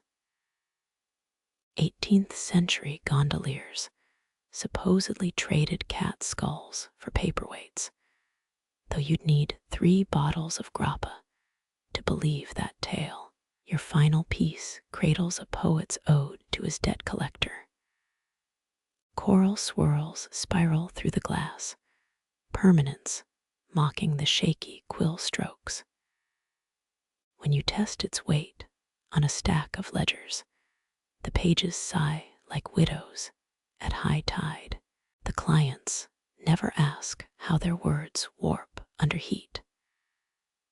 They return years later, fingers brushing paperweights they no longer recognize, and buy new ones to bury the old. You leave microfractures in every piece, escape roots for the dead ink's ghosts. By winter, the workshop shelves sag under anchored secrets. Frost etches accusations onto the windows, each morning's meltwater carrying absolution to the canal. Historians will assign meanings to the coral patterns. The glass knows only the weight of words and which sins float. The dancer's legs emerge first, molten limbs pulled thinner than violin strings. 17th century ballerina Giovanna Battista lost 3 toes to frostbite during Venice's Great Freeze of 1708. Her final pirouette became civic legend. Your glass version fares worse. Each toe tapers to a needlepoint, one stray breath away from splintering into opal dust. You rotate the blowpipe slow, watching tendons of cooling glass mimic calf muscle. A stray cat might design human anatomy, the proportions all wrong. But Renaissance nobles ate that quirk up. Historians still argue whether glass figurines doubled as witchcraft deterrents or just expensive paperweights for horny aristocrats. Midnight oil burns cheaper than your patience. The figurine's arms arch skyward, palms cupped to catch moonlight or curses. You read once that Murano's masters used donkey milk to cool delicate pieces. Tried at last, winter ended up with lactose-intolerant seagulls swarming your workshop. Heat bleeds from the glass, invisible waves. Left foot solidifies first, a frozen tendu that'll never flex. You sympathize. Your own ankles haven't bent properly since the Brunaro furnace explosion of 92. Another story for another grappa-fueled confession. The right foot proves stubborn veins of cobalt ruining the ankle's curve. No matter. Tourists won't notice flaws, just the suggestive arch of the back, the torso's translucent mimicry of corset-strained ribs. A bead of sweat rolls off your nose, hisses against the marver table. 2 a.m. dew seeps through the workshop's rotten beams. Dawn's first gray fingers creep through the window. The dancer stands end point on your cooling rack, toes thinner than your sanity. You know the rules. Delicate bits snap before sunlight hits them, better to control the breaking. Twist. Snap. Icicle-sharp toes shatter into the waiting rag. 14th century guild. Apprentices supposedly swallowed glass shards to internalize fragility. Probably why their death records read like bad poetry. The figurines' new stumps glow faintly rounded nubs that'll sit pretty on some count's dusty shelf. You toss the broken toes into the canal where they'll sink alongside chipped dice and wedding vows. Somewhere across Venice, a real dancer cinches her slippers. Her calluses could sand marble, her breath steady as a furnace bellows. You prefer your version, all potential, no risk of sagging muscles or scandalous affairs. Through the cracked window, gondoliers begin their rusty symphony. The mutilated dancer catches the dawn, her shattered edges gilded with false gold. Let the buyer believe this was the design all along. Crippled beauty sells better than perfection. Last month's commission letter lies half-burnt in the ash bucket. The client requested something that captures dance's ephemeral nature. Mission accomplished. Ephemeral Venetian slang for too fragile to survive shipping. Please pay extra. The workshop fills with the smell of scorched wool, your sleeve brushing the glory hole's edge again. Tomorrow brings a new commission, perhaps another dancer, perhaps a weeping saint, always something designed to break beautifully on someone else's terms. You bury the rag full of glass toes beneath last autumn's wine corks. Let future diggers wonder if they've found relics of miniature gods, or just another glassblower's midnight compromise. Moonlight slicks the workbench, your fingers tracing tide charts scrawled on butcher paper. 16th century Venetians timed floods with engraved marble columns, crude markers against the Adriatic's hunger. Your version's crueler. Glass tubes coil like frozen serpents, teal brine and mercury swirling through each lunar phase. A widow's payment weighs your pocket, 3 Spanish doubloons, still warm from her widow's weeds. You dip the pontal iron into molten gold, Murano's signature deceit. 23 carat lies thinned with tin to stretch further. The mixture hisses, releasing vapors that resin makers once swore could sterilize mules. Historians still argue whether these moon flasks measured tides or tracked mistresses' fertility cycles, both equally lucrative during carnival season. Midnight sludge laps the workshop's foundation. High tide paints the walls with algae shadows. 3 a.m. baptism. Each glass tube shivers in its bracket, brine climbing the calibration marks like a trapped thief. You blow softly into the nearest tube, watch mercury bead and writhe. 19th century gondoliers used quicksilver to ward off canal witches until their grandchildren pawned it for gin. The widow's instructions gnaw at your ribs. Make it hurt, she'd said, her lace gloves fraying as she gripped your forearm. Make the moon confess what it did to his fishing boat. You stir the gold tin soup, forcing it thinner. Dawn's first light licks the eastern tubes. Hydromancy's a young game here, Venice itself being half-liquid legend. You etch low-tide marks with a rusted nail, knowing full well the lagoon devours predictions by noon. San Marco's archivists still keep Doge Enrico Dandolo's flooded love letters, salt-crusted parchment, locked in an iron chest. Mercury pools under the marver table, toxic constellations, mapping your failures.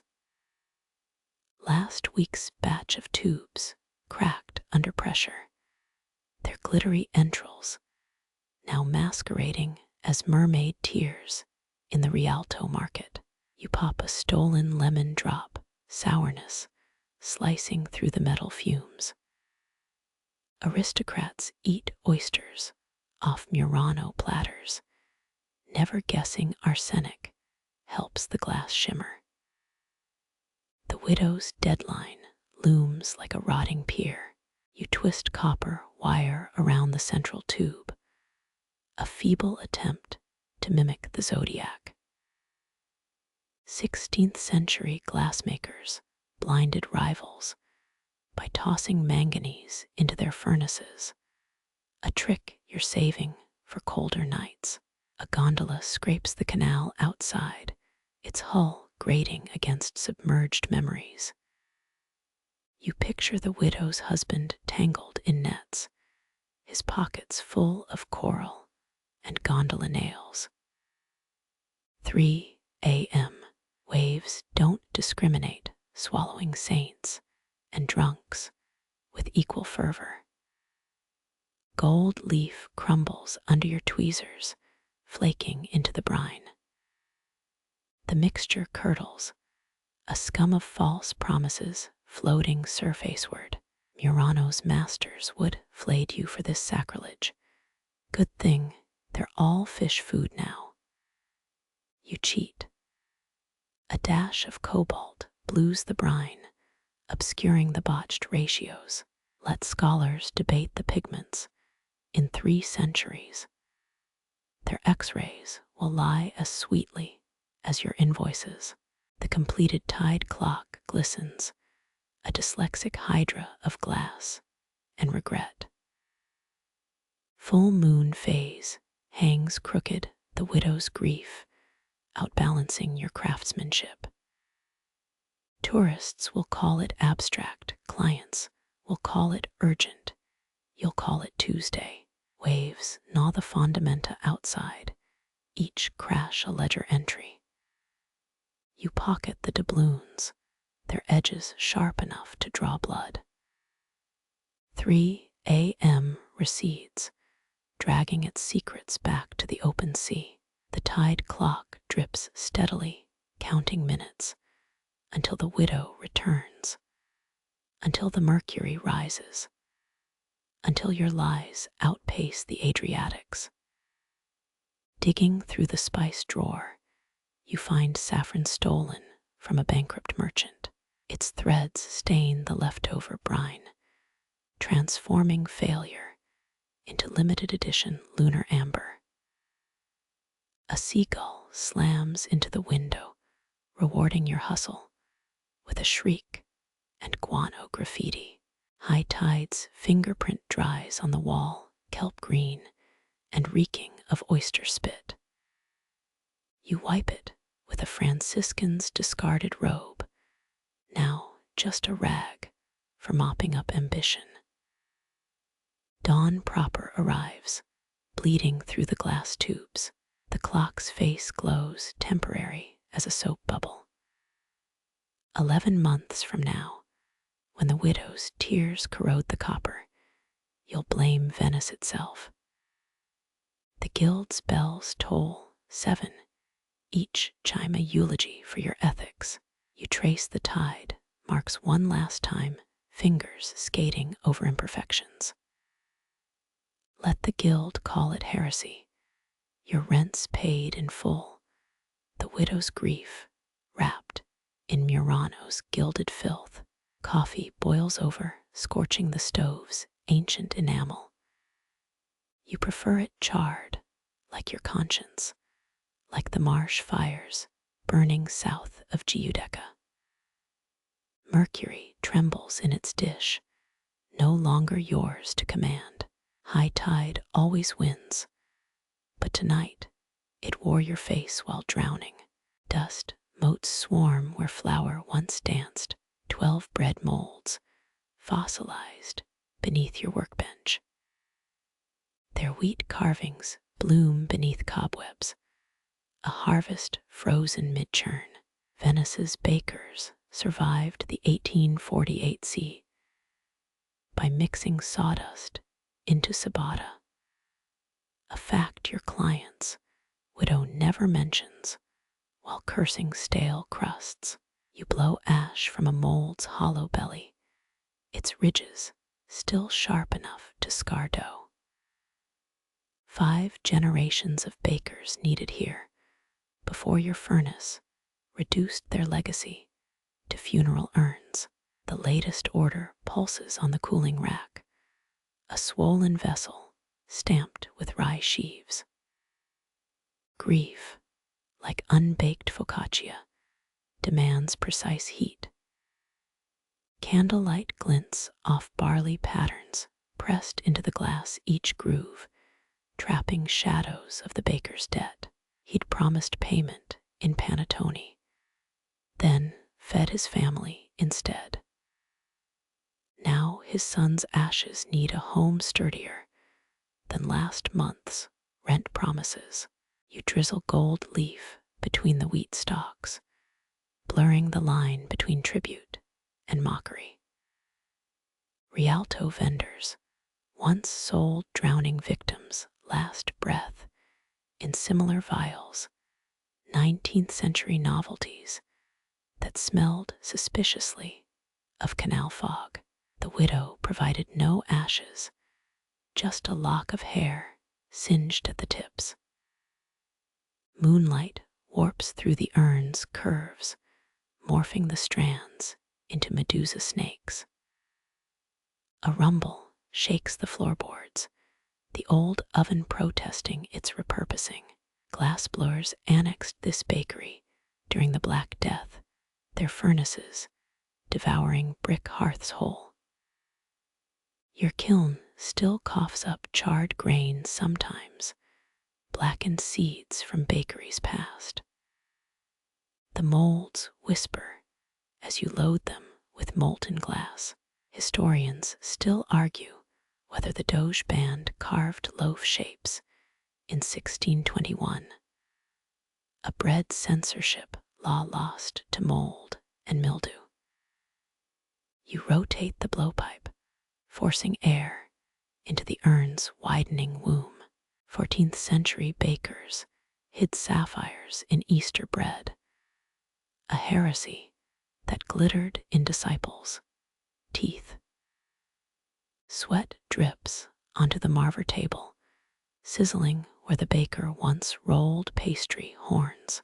His ledger stains your shelf, unpaid balances bled into the margins like poppy seeds. You etch his son's initials with a stolen dental tool, honed sharp on the guild's grinding stone. Dawn licks the urn's rim, revealing a crack in its stem. No matter. Mourners rarely inspect the underside of grief. You stuff the flaw with powdered almond paste, the same filler the baker used in his luxury amaretti. The widow arrives as fog swallows the canal, her fichu smelling of yeast and arsenic. She cradles the urn like underproofed dough fingernails, denting the glass where a lover's initials hide. You don't mention the hair's suspicious curl, the same chestnut shade as the baker's mistress. Payment clinks onto the counter, 3 Genoese coins rubbed smooth by a flour sack. Their faces outlasted the Republic, outlasted the baker, outlasted his son's 3rd birthday. You bite one, leaving tooth marks in silver. The widow flinches, her widow's peak trembling like a seagull before the plunge. She flees, clutching the urn to her breastbone. Through the warped glass, her heartbeat resembles a starter culture bubbling, alive despite the odds. Your kiln exhales a fauga stench, burnt olive oil, and regret. Beneath the workbench, the molds grow cold again. Their wheat patterns fossilize under ash, ready to outlive the next tragedy.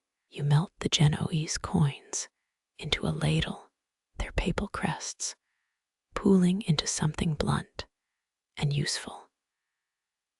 Midnight mass bells echo from San Giacomo, 9 tolls for the baker's boy. Your furnace hums the faintest crumb of a lullaby, a melody the ovens once sang to rising loaves. Heat smears the air, a final mercy for dough that never rose. The kiln's dying breath coats your palms in sticky resin, midnight's glue-binding skin to blowpipe. Moth wings twitch against the workbench, a pearly ghost drawn to your lantern's false moon. Historians chuckle over Cardinal Bessarion's 1468 donation. His priceless manuscripts used as mouse nests in the Marciana library. You pluck the insect by its powder-shedding wings, a Papilio machion playing dead.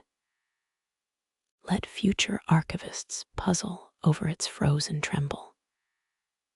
Venetian libraries once preserved books with arsenic-soaked pages, a poison that made words lethal to touch. Your specimen gets cleaner treatment, molten crystal swirling around thorax and antennae. The blowpipe spins, encasing wings in a honey-thick stream. 16th century naturalists argued moths were souls of unbaptized children, their antennae tuning forks for purgatory's static. You mold the glass into a teardrop, perfect for paperweight or prayer. Quicksilver bubbles rise near the moth's left wing, a flaw you christen stigmata. Napoleon's troops looted Murano's glassblowers, yet missed the real thefts. Every apprentice knows how librarians smuggled Aristotle's scrolls in hollow furnace bricks. You anneal the piece, slowing the cooling as Nana taught, while the lagoon exhales rotting algae. Dawn leaks through bull's-eye panes, spangling the fossilized moth gold. Scholars still debate whether St. Mark's relics include a desiccated Luna moth, its wings stamped with Byzantine glyphs. Your creation lacks holiness, just a pest caught mid-escape. The abdomen protrudes obscenely pregnant with eggs or hubris. You file the base smooth, erasing fingerprints as efficiently as time erases provenance. A librarian's cough rattles the workshop door, his cravat dusted with parchment mites. He rejects the Vatican's offer for Plato's Codex, yet barters moldy bestiaries for your moth. His coin purse leaks saffron threads, spice root contraband, clinging to stolen knowledge. You trade the paperweight for Seneca's lost letters, knowing his first edition is just goat skin and wishfulness. He departs clutching the moth to his threadbare frock coat. Through the crystal, his heartbeat mocks the insect's stillness, 2 percussionists out of sync. Your furnace devours Seneca's forged wisdom, ashes swirling like scholars chasing tenure. The kiln belches its breath, stinging with paprika and dead languages.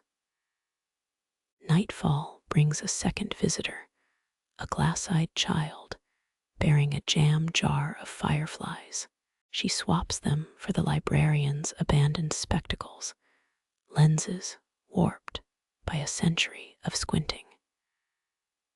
You release the fireflies into the moth's display case, their bioluminescence baptizing the crystal amber. Historians will call it divine intervention. You'll call it good lighting. The child's mother shouts from the canal, her dialect pure Giudecca, grit. She drags her daughter from your workshop, scattering fireflies across the mudflats. Their dying lights mirror the moth's frozen glow. Two forms of capture, only one intentional. You pocket the spectacles, their scratched arms perfect for etching tiny lies into future relics. Moonlight pins the moth's shadow to the wall, a twisted marionette you can't control. Murano's masters once embedded holy shards in chandeliers, their narratives bending light to power. Your creation has no such agenda, just a plea to outlast the damp. The crystal fogs under your breath, a transient baptism for something neither alive nor dead. Rain taps its greasy fingers on the roof, testing your resolve. The librarian's spectacles slip as you carve SANCTVS into the base, the V lopsided from dodgy grape grappa. Let archaeologists in 2324 assume it's a martyred saint, not a pantry raider preserved mid-siege. Salvation's a label, not a state.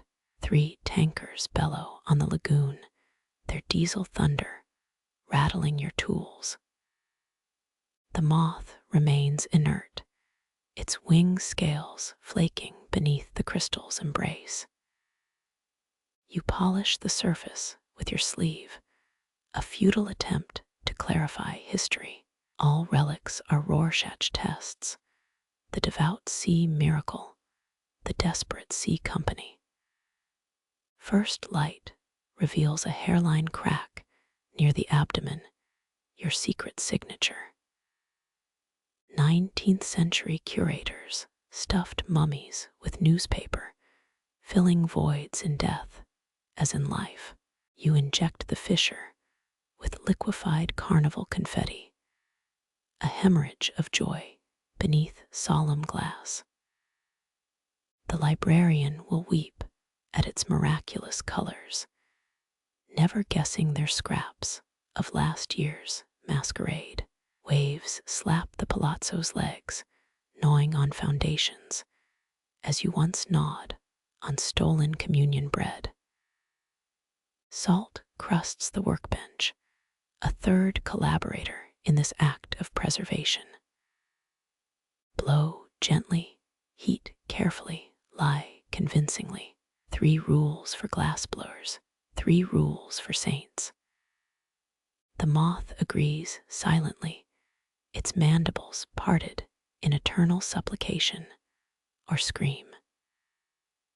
The rope resists at first, salt-stiff coils springing back like a hanged man's calves. You dunk it in lye, peeling away 1481's grime, revealing the Admiralty pattern beneath. Every Venetian sailor knew this knot, secure enough for rigging, slippery enough for a quick escape when the press gang came.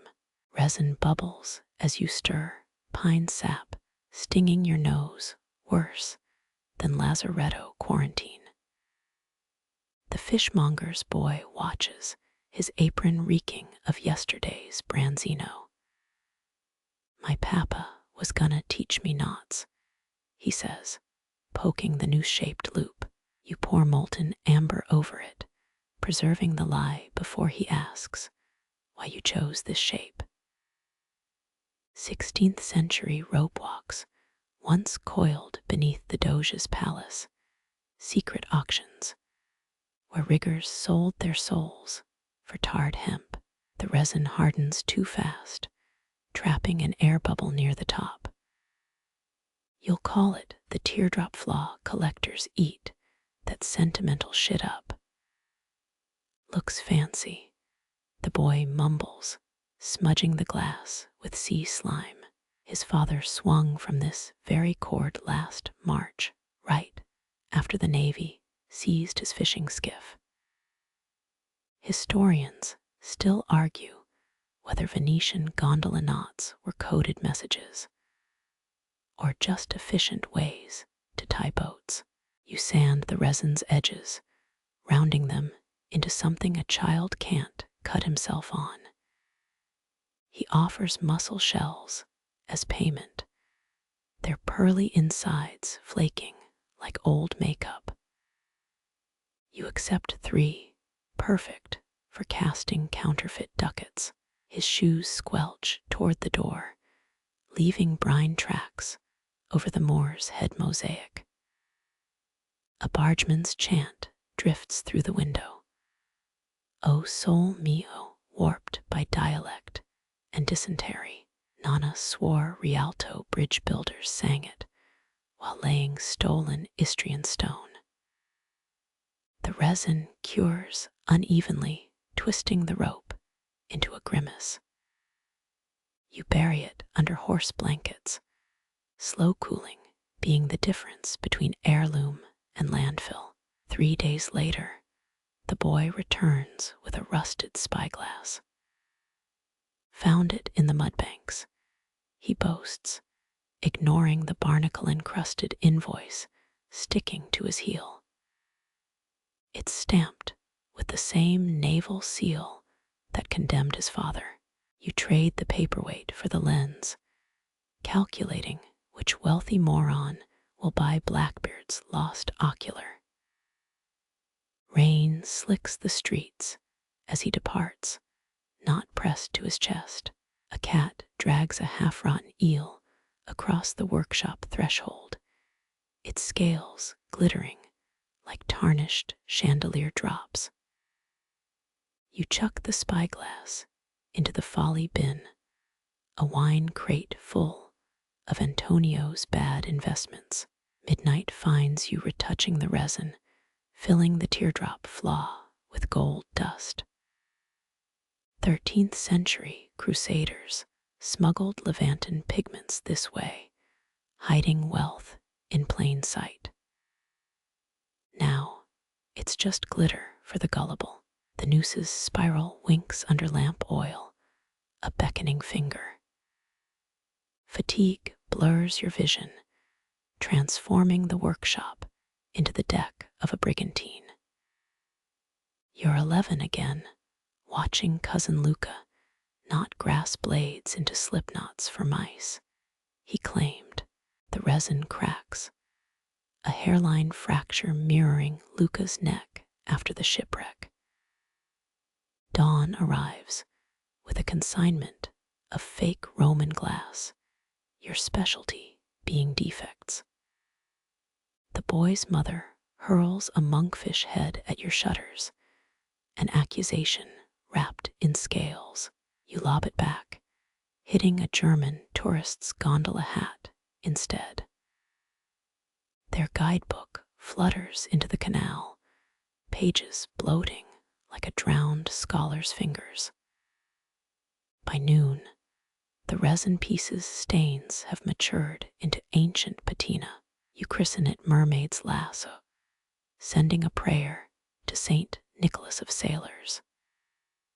His shrine once displayed a knotted anchor chain, stolen by that same cousin who taught you boyhood hangings. The fishmonger's boy doesn't return. Police drag the canal next Tuesday, nets brimming with boot knives, and one small fist clutching resin. You scrub the workshop floor, sweating arsenic-soaked lye, as the kiln belches its approval. Tonight, you'll craft a new paperweight, this one shaped like an open hand. Barges haul away the dredged secrets, their holds stuffed with things better left submerged. A gull plucks the monkfish head from the quay, carrying it toward the cemetery island. Your next client brings sapphire beads and doesn't ask why the rope coils clockwise.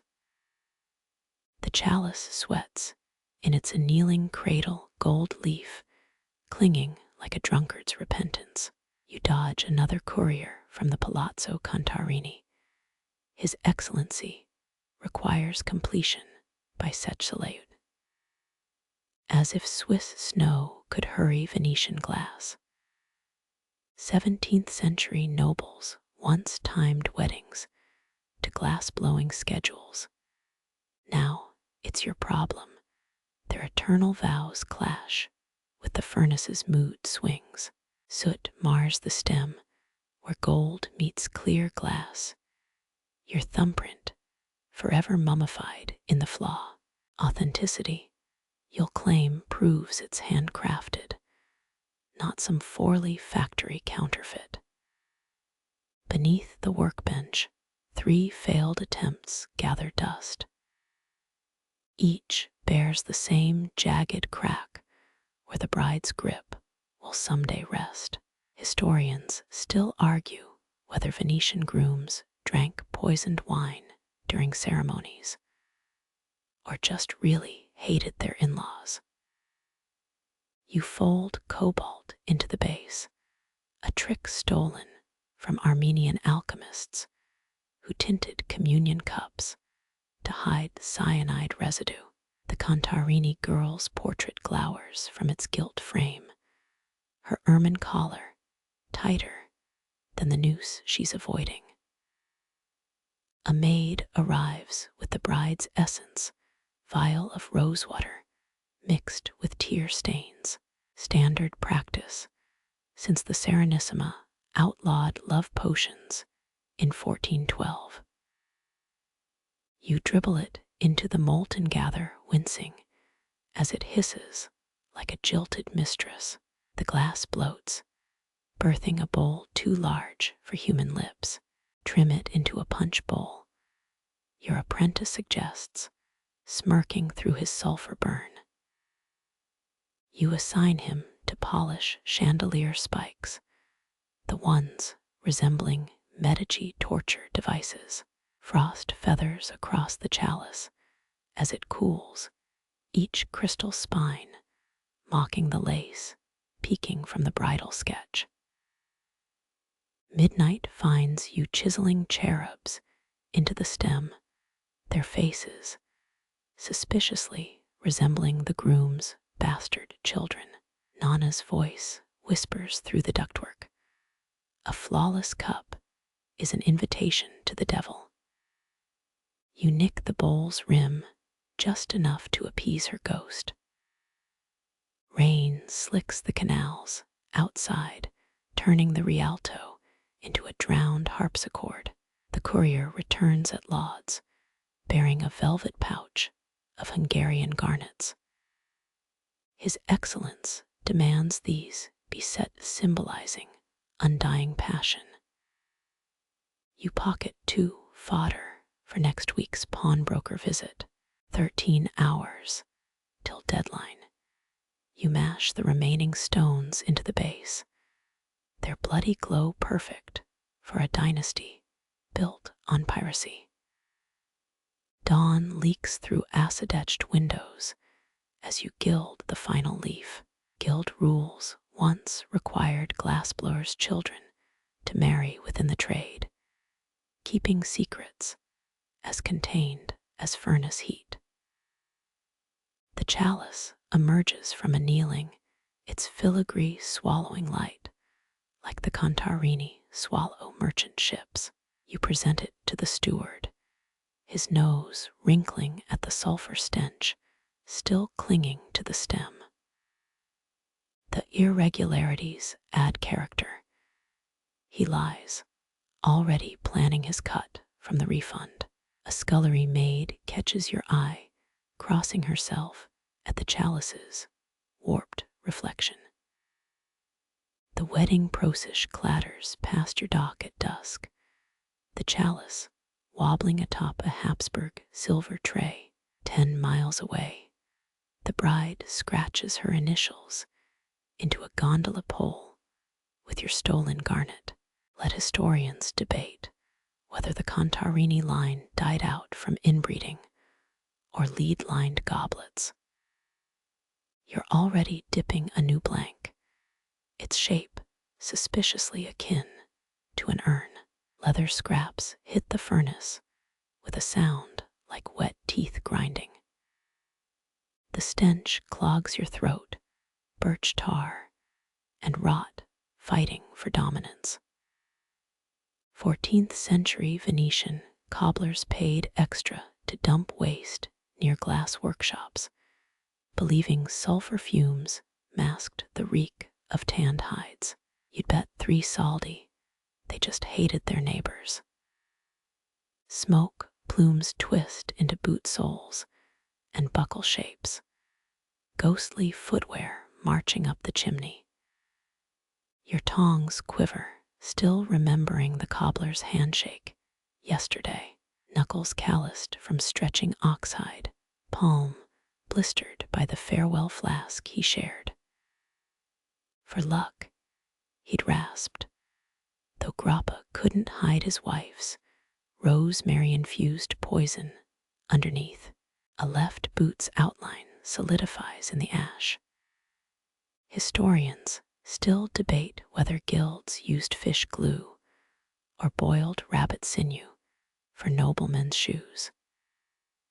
You poke the silhouette, watch it crumble into 9 blackened beads. Neither adhesive explains the teeth marks on that ducal saddle from the Doge's vault. 3 leather strips warp into a child's sandal mid-combustion. 11 apprentice cobblers drowned last winter, their lungs packed with salt and frayed laces. You toss in a glass shard marked with heel nail patterns, half hoping it'll summon their ghosts. The kiln belches smoke shaped like a podesta's funeral wreath. Your blowpipe dredges up a bottleneck, pocked with bubbles mimicking stitch holes. Not even Persian enamel could pretty up this stink. The cat bolts, its tail singed by vapors even fleas avoid. You hum a guild hymn from 1324, the one comparing tanners to Judas's beltweaver. Molten glass oozes over the marver, a slug's trail shimmering with cadaver sheen. Nana swore burning shoe leather could ward off Malaccio. Yet here you are blending a goblet's base with leatherworker sweat and Tuscan arsenic. The rim warps your breath, shaping a mouthpiece better suited to screams. A half-charred bootlace snakes through the coals, refusing to die. You recall the cobbler's final commission, knee-highs for an executioner's mistress. His burin slipped that morning, carving a myrtle branch where her husband's crest belonged. Flames digest the lace, spitting out ash letters, spelling forgive. Dawn licks the cooling rack, its glass slippers already mildewing in lagoon humidity. One tilts, spilling a puddle shaped like the Marangona bell. Guild scribes claimed master cobblers could walk on molten pitch without blistering. You try stamping the spill, your soul smokes like a heretic's sigh. The furnace coughs, birthing a blackened orb veined with soul patterns. Krakow merchants would call it a witch's scrying tool. You know better, it's just yesterday's apron ties and regrets. Dump it in the canal where the cobbler's dog circles. Let future dredgers wonder why the silt tastes of salted vows. Stained glass shards crunch under your pestle crimson powder, staining your knuckles like sacramental wine. 14th century Venetian nuns commissioned blue pigments from Murano's cobalt mines. A holy markup of 300%. You swipe sweat with a lead-stained rag tasting salt, and the Doge's lies about trade routes. The chapel doll stares blankly, its bisque face pitted from lagoon humidity. Your brush flicks vermilion across its cheeks, the exact shade nuns used to paint martyrs' wounds. Historians still argue whether that red symbolized Christ's blood or just hid mold in communion wafers. A shard nicks your thumb. You let 3 drops fall into the pigment. Let future restorers wonder about the DNA in Raphael's knockoff. Midnight Ave Marias echo through the cloister's rotting beams. You dip the doll's hair in Egyptian blue, same pigment the Medici banned after that accidental poisoning in 82. The curls harden into serpent coils, glazed enough to tempt a bishop. Through the cracked window, a novice hangs laundry shaped like question marks. Your kiln coughs, mixing furnace ash with incense from next door. 3 generations of nuns swore communion wine kept glass malleable. You dump a thimbleful into the mix. Watch the molten batch bubble into Judas's eyelashes. The abbess's ledger claims your license costs 20 soldi. Everyone knows it's really 40, the extra for silencing the chandler's son. Quicksilver seeps into the doll's joints, a trick from that Bavarian heretic's memoir. Let Rome scream about mercury. At least it stops the limbs from screeching. You carve a smile with a razor blade, too wide, too sharp. In the corner, a half-melted Madonna winks with your mother's eyes. Ground opal dust makes the lips shimmer, the same band for inciting lust in 19. Your knife etches false dimples, each stroke echoing the abbess's cane against choir girls. Legends claim stained glass weeps during eclipses. You've only seen it sweat, like the plaster saint sweating cyanide above the altar. The doll's eyes cure too fast, one pupil larger than the other. You rub myrrh into the lopsided gaze, same resin the nuns sell as Jerusalem tears. Through the wall someone's chiseling a new name into the plague ledger. Your kiln exhales arsenic-laced steam, convenient how it muffles screams. Dawn glints off the doll's copper halo, a size too small for its swollen head. You dip a toe in lagoon sludge, drag it through the gold leaf to fake enlightenment. The night's final lie sets as mass bells choke on fog. 15 parishioners will kiss those feet today, none noticing the cinnabar peeling like leprosy. When the abbess arrives, you press the doll into hands veined like poisoned canals. Her thumbs probe for flaws, finding only the ones you want her to. She baptizes it with well water, the kind that killed last month's novices. Your payment clinks into the lead box, 30 pieces, and a sliver of myrrh. Salt wind gusts through the broken rose window, scattering malachite flakes across your workbench. Tomorrow's pigment, already tainted with today's blasphemies. You rinse your brush in holy water teeming with parasites, the kind even rats avoid. Across the canal, the glassblower's furnace winks, its flames licking the shape of a nun's wimple. The doll's arm cracks as the abbess carries it off, a hairline fracture along the sermon on the mount. You bury the debris in a reliquary marked Saint Agrippina's molars. Let pilgrims queue for miles to lick resin off a workshop mistake. Your last brushstroke dries as the chapel doors groan shut, a finished lie to outlive its liar. The dead don't make demands, not out loud. But that anvil hasn't sung since your brother's lungs filled with furnace ash.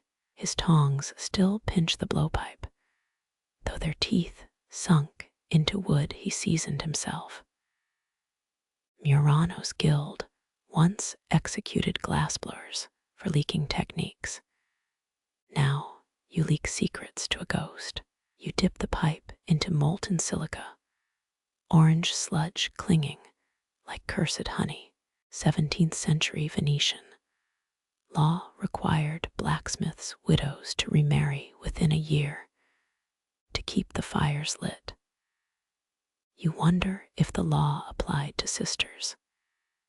Heat ripples the air. Your brother's face swims in the glass bubble. 3 rotations left, always 3, the way he taught you before the coughs ate his ribs. Customers praise your thick wrists and steady hands. You let them. The tongs jerk flipping the pipe before the gather sags. Historians still argue whether Renaissance glass recipes included crushed pearls or just fish scales. His hammer hangs rusting on the south wall, a triangle of clean bricks marking its absence. The tongs squeeze tighter, forming a vase's neck with his signature crimp. You used to resent that flourish. Now you fake it with resin molds under the workbench. Moonlight glints off the cooling rod. He bent smuggling wine flasks past the Doge's taxes. A drop of sweat hits the marver table, hissing into steam. Glassblowers once believed sweating cursed the glass, hence those suffocating wool coats in August. You roll the gather across quartz dust, same green he stole from a Tunisian shipwreck. The furnace belches. You swear in Genoan dialect, his favorite insult. Your left palm stings, a fresh burn, matching his scar from 92. The bellows wheeze like his last breaths, 10-hour death rattle echoing in your ear canals. Parish records claim he's buried at San Donato. You know his ashes got swept into a gondolier's wake during the storm.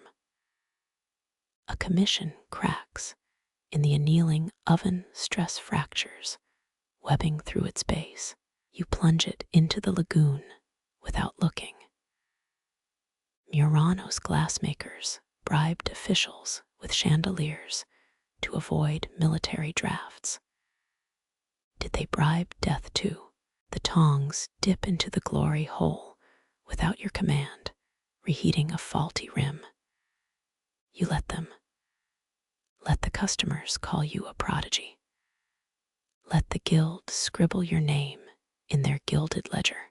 When the next vase blooms beneath his invisible grip, you whisper the truth to the crucible. It answers with a bubble shaped like his laugh. Midnight rain slicks the workshop floor. Your boots slide into his usual stance. A crack spiderwebs through the latest goblet. You mend it with gold leaf, his trick, not yours. Across the canal, a funeral gondola flickers. The tongs go still, just long enough to count 7 bells. Dawn licks the kiln's brick mouth. You press your palm to the anvil's cold face, still no heartbeat. tongs curl around a fresh pipe, ready to dance without you. One deep breath, one stolen technique. The glass doesn't care whose ghost keeps it breathing. The marbles escape during the seventh bell's echo, rolling through resin-stained floor cracks like runaway planets. Amber ones glow with trapped sunlight. The murky green ones hold lagoon fog from a storm 6 winters back. You're too tired to chase them. Let the next century's scholars trip over their theories. Byzantine mosaic floors were designed to swallow loose coins, little theft traps disguised as art. Your workshop's gaps predate the Ottomans. They swallow marbles, wedding rings, and that cursed cameo you melted down last spring. You kick sawdust over the nearest crack. It just coughs up a blue bead swallowed in 98. A kid's game turns sacred real quick. 5 marbles left, you use them to weight a sketch of St. Mark's Lion. Historians still argue whether early Venetians buried tokens to confuse evil spirits or just dropped stuff constantly. The green one wobbles. Its swirls mimic the Lido's tides at midnight. You pocket it. Future archaeologists need at least one red herring. Dust motes float through the lantern beam, each particle a potential relic. Some friar will probably declare your floor debris a saint's toenails in 3 centuries. The last marble clicks against the sailors, resin not from yesterday. They hum together, glass gossip. Only rats and widows understand. You press your ear to the floorboards, centuries of lost things chittering below. 16th century nobles stuffed love letters into wall crevices to avoid mistress scandals. Your marbles just want to party with rat bones and tarnished sequins. One rolls toward the furnace, its path warped by the same draft that blew out Carlo's funeral candles. Footsteps echo outside, a fishmonger's kid peering through your salt-crusted window. You lob the least interesting marble at the glass. They catch it and flee. Burying beads under doorsteps was once thought to bless a marriage, though your cousin swears it just attracts termites. The final marble plinks into a wall crack behind St. Lucy's chipped figurine. Venetian kids used to throw glass beads into canals as fake pearls for mermaids. You hope yours sink deep. Let scholars in 2024 write dissertations about ritual offerings to forgotten lagoon deities. Dawn glints off the survivor, a blood-red orb flecked with German silver. You drop it into the east wall's darkest crevice, beside a thimble and your first wife's copper hairpin. Let them argue whether this was devotion or indifference. Let them dig. The cracks sigh content with their new glass eggs. Your knees protest as you rise 3 pops, 2 creaks, a symphony of neglect. Tomorrow's apprentices will sweep this floor, never guessing their brooms are comets, scattering tiny worlds. Sunrise licks the last marble's shadow, a perfect circle on the workshop wall. You snap the lantern shut. Some treasures aren't meant for daylight or centuries. The tannery's stench claws through your window, vinegar and rotting hides, fusing into something even gulls avoid. You buff the mirror's edge with chamois cloth, each stroke erasing cloudiness, each flick of the wrist summoning ghosts. Silver nitrate clings to the glass like liquid moonlight, Mercury's old trick. 16th century craftsmen swore the fumes gave them visions of saints, though you've only ever seen double after an 8-hour shift. She arrives at 5:30, apron starch stiff, and sleeves rolled to hide the burns. Her coin clinks on the workbench, extra for discretion, triple for the hammer she'll wield later. Freckles, she insists. Just the freckles. You nod, knowing her cheeks aren't the canvas needing fixes. The Latimo glass hides scars better than foundation, milk white, and kind as a lie. Venetian mirrors once cost more than warships, their mercury-backed secrets guarded like state treason. Your version's cheaper, tourist trifles with warped reflections. But her commission's different. You mix tin and mercury into a quicksilver slurry, daubing it thin enough to mimic skin. Historians still argue whether maids bought mirrors to see themselves or to control how others saw them. The paste stings your cracked cuticles, penance for prettier lies. She leans too close, bonnet strings grazing the mirror's edge. They look real, she whispers, tracing faux constellations on her cheek. You resist pointing out the smudge of flour on her neck better. She fixates on phantom beauty marks. A bead of mercury escapes down the glass. You chase it with a rag. Some alchemists believed liquid silver could commune with the dead. You just want it off your shoes. The tannery's noon bell shakes your shelves. She startles, elbow knocking over a vial of copper oxide.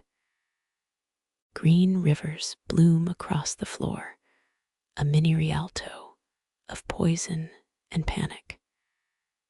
You toss salt to clot the spill, a trick from Murano's arsenic eaters. She mumbles apologies, offers a handkerchief stained with fish scales. Keep it, you say, nodding at the hammer she's already gripping like a lifeline.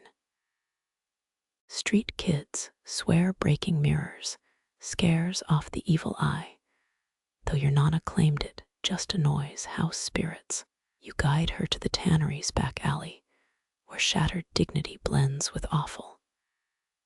She hesitates, hammer trembling in a hand meant for dough kneading. A gondolier whistles nearby, the mirror tilts, catching his leer midair. That's all she needs.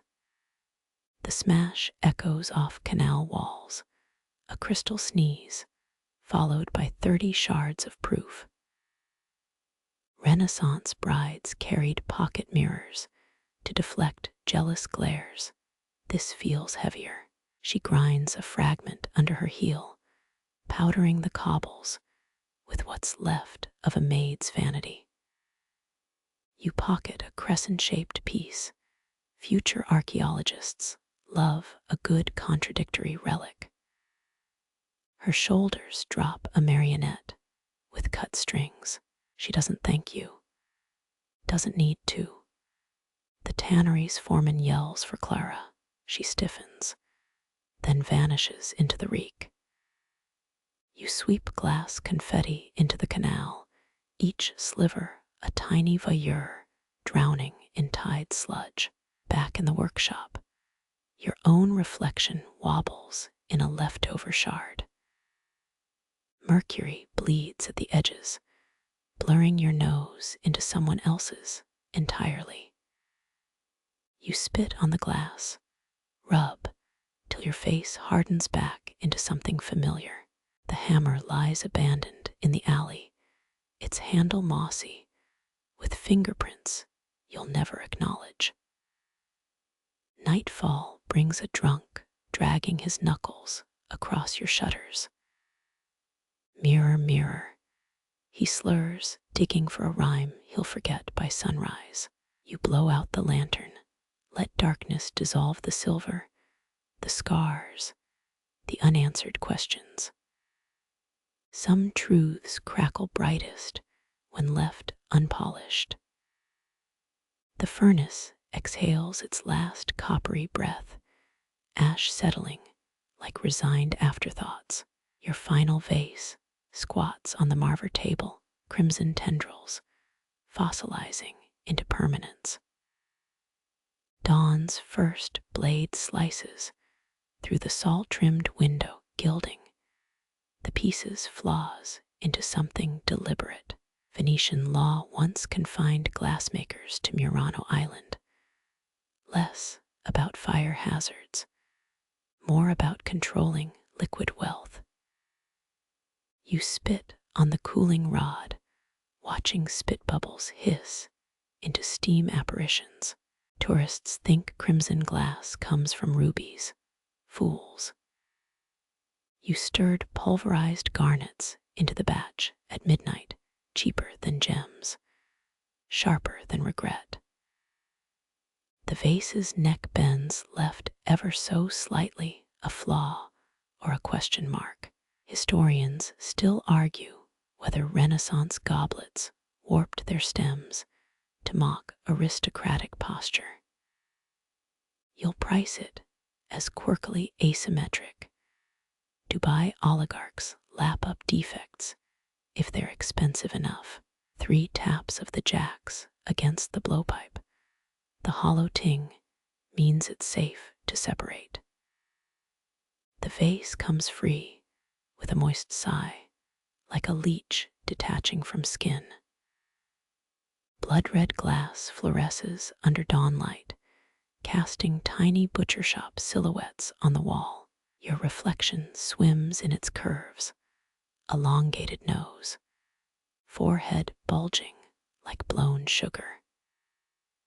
An ant claimed house mirrors, stored ancestral souls. You've sold enough to reincarnate a dynasty. Campanile bells shatter the silence. 6 brassy gasps, signaling another night survived. A gondolier hawks coffee from his hull, industrial strength sludge, with a licorice afterburn.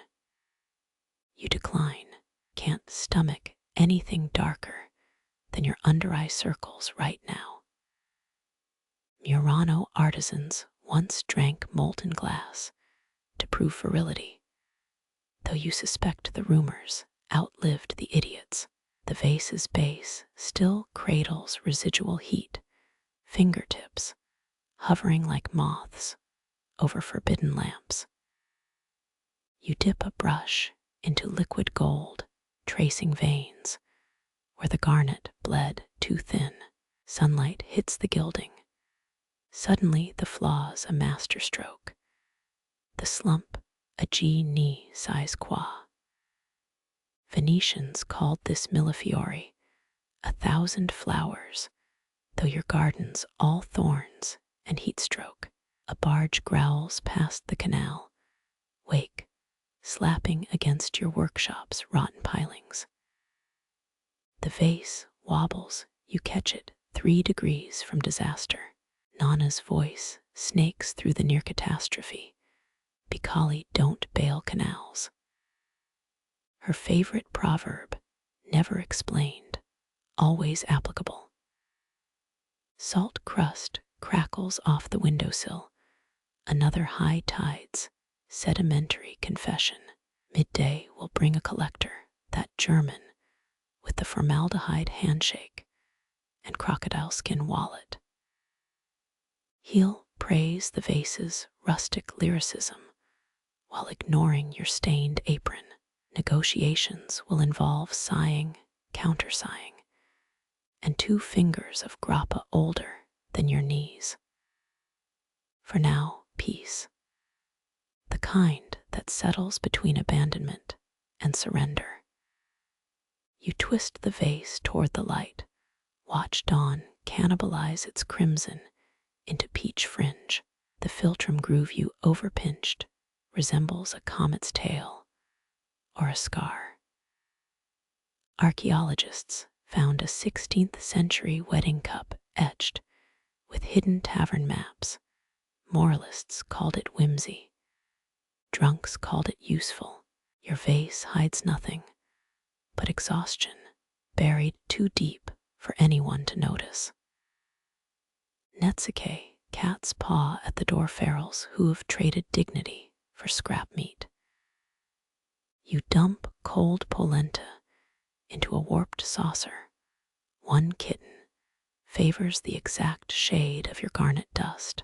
They eat like they're racing the tide, tongues licking patterns even your jacks can't replicate. The vase watches, imperious, drying into the thing it will always be.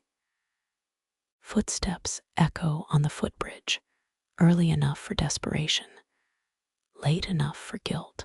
You swaddle the vase in sailcloth, its contours sharp through the fabric, like an X-ray. Gold leaf clings to your collar, flecking the sweat pooling in your clavicle. That German will sniff the air, mention artisanal musk, without irony, hand over a check thinner than hope. Sunlight crests the Rialto now, blanching the workshop's shadows into submission.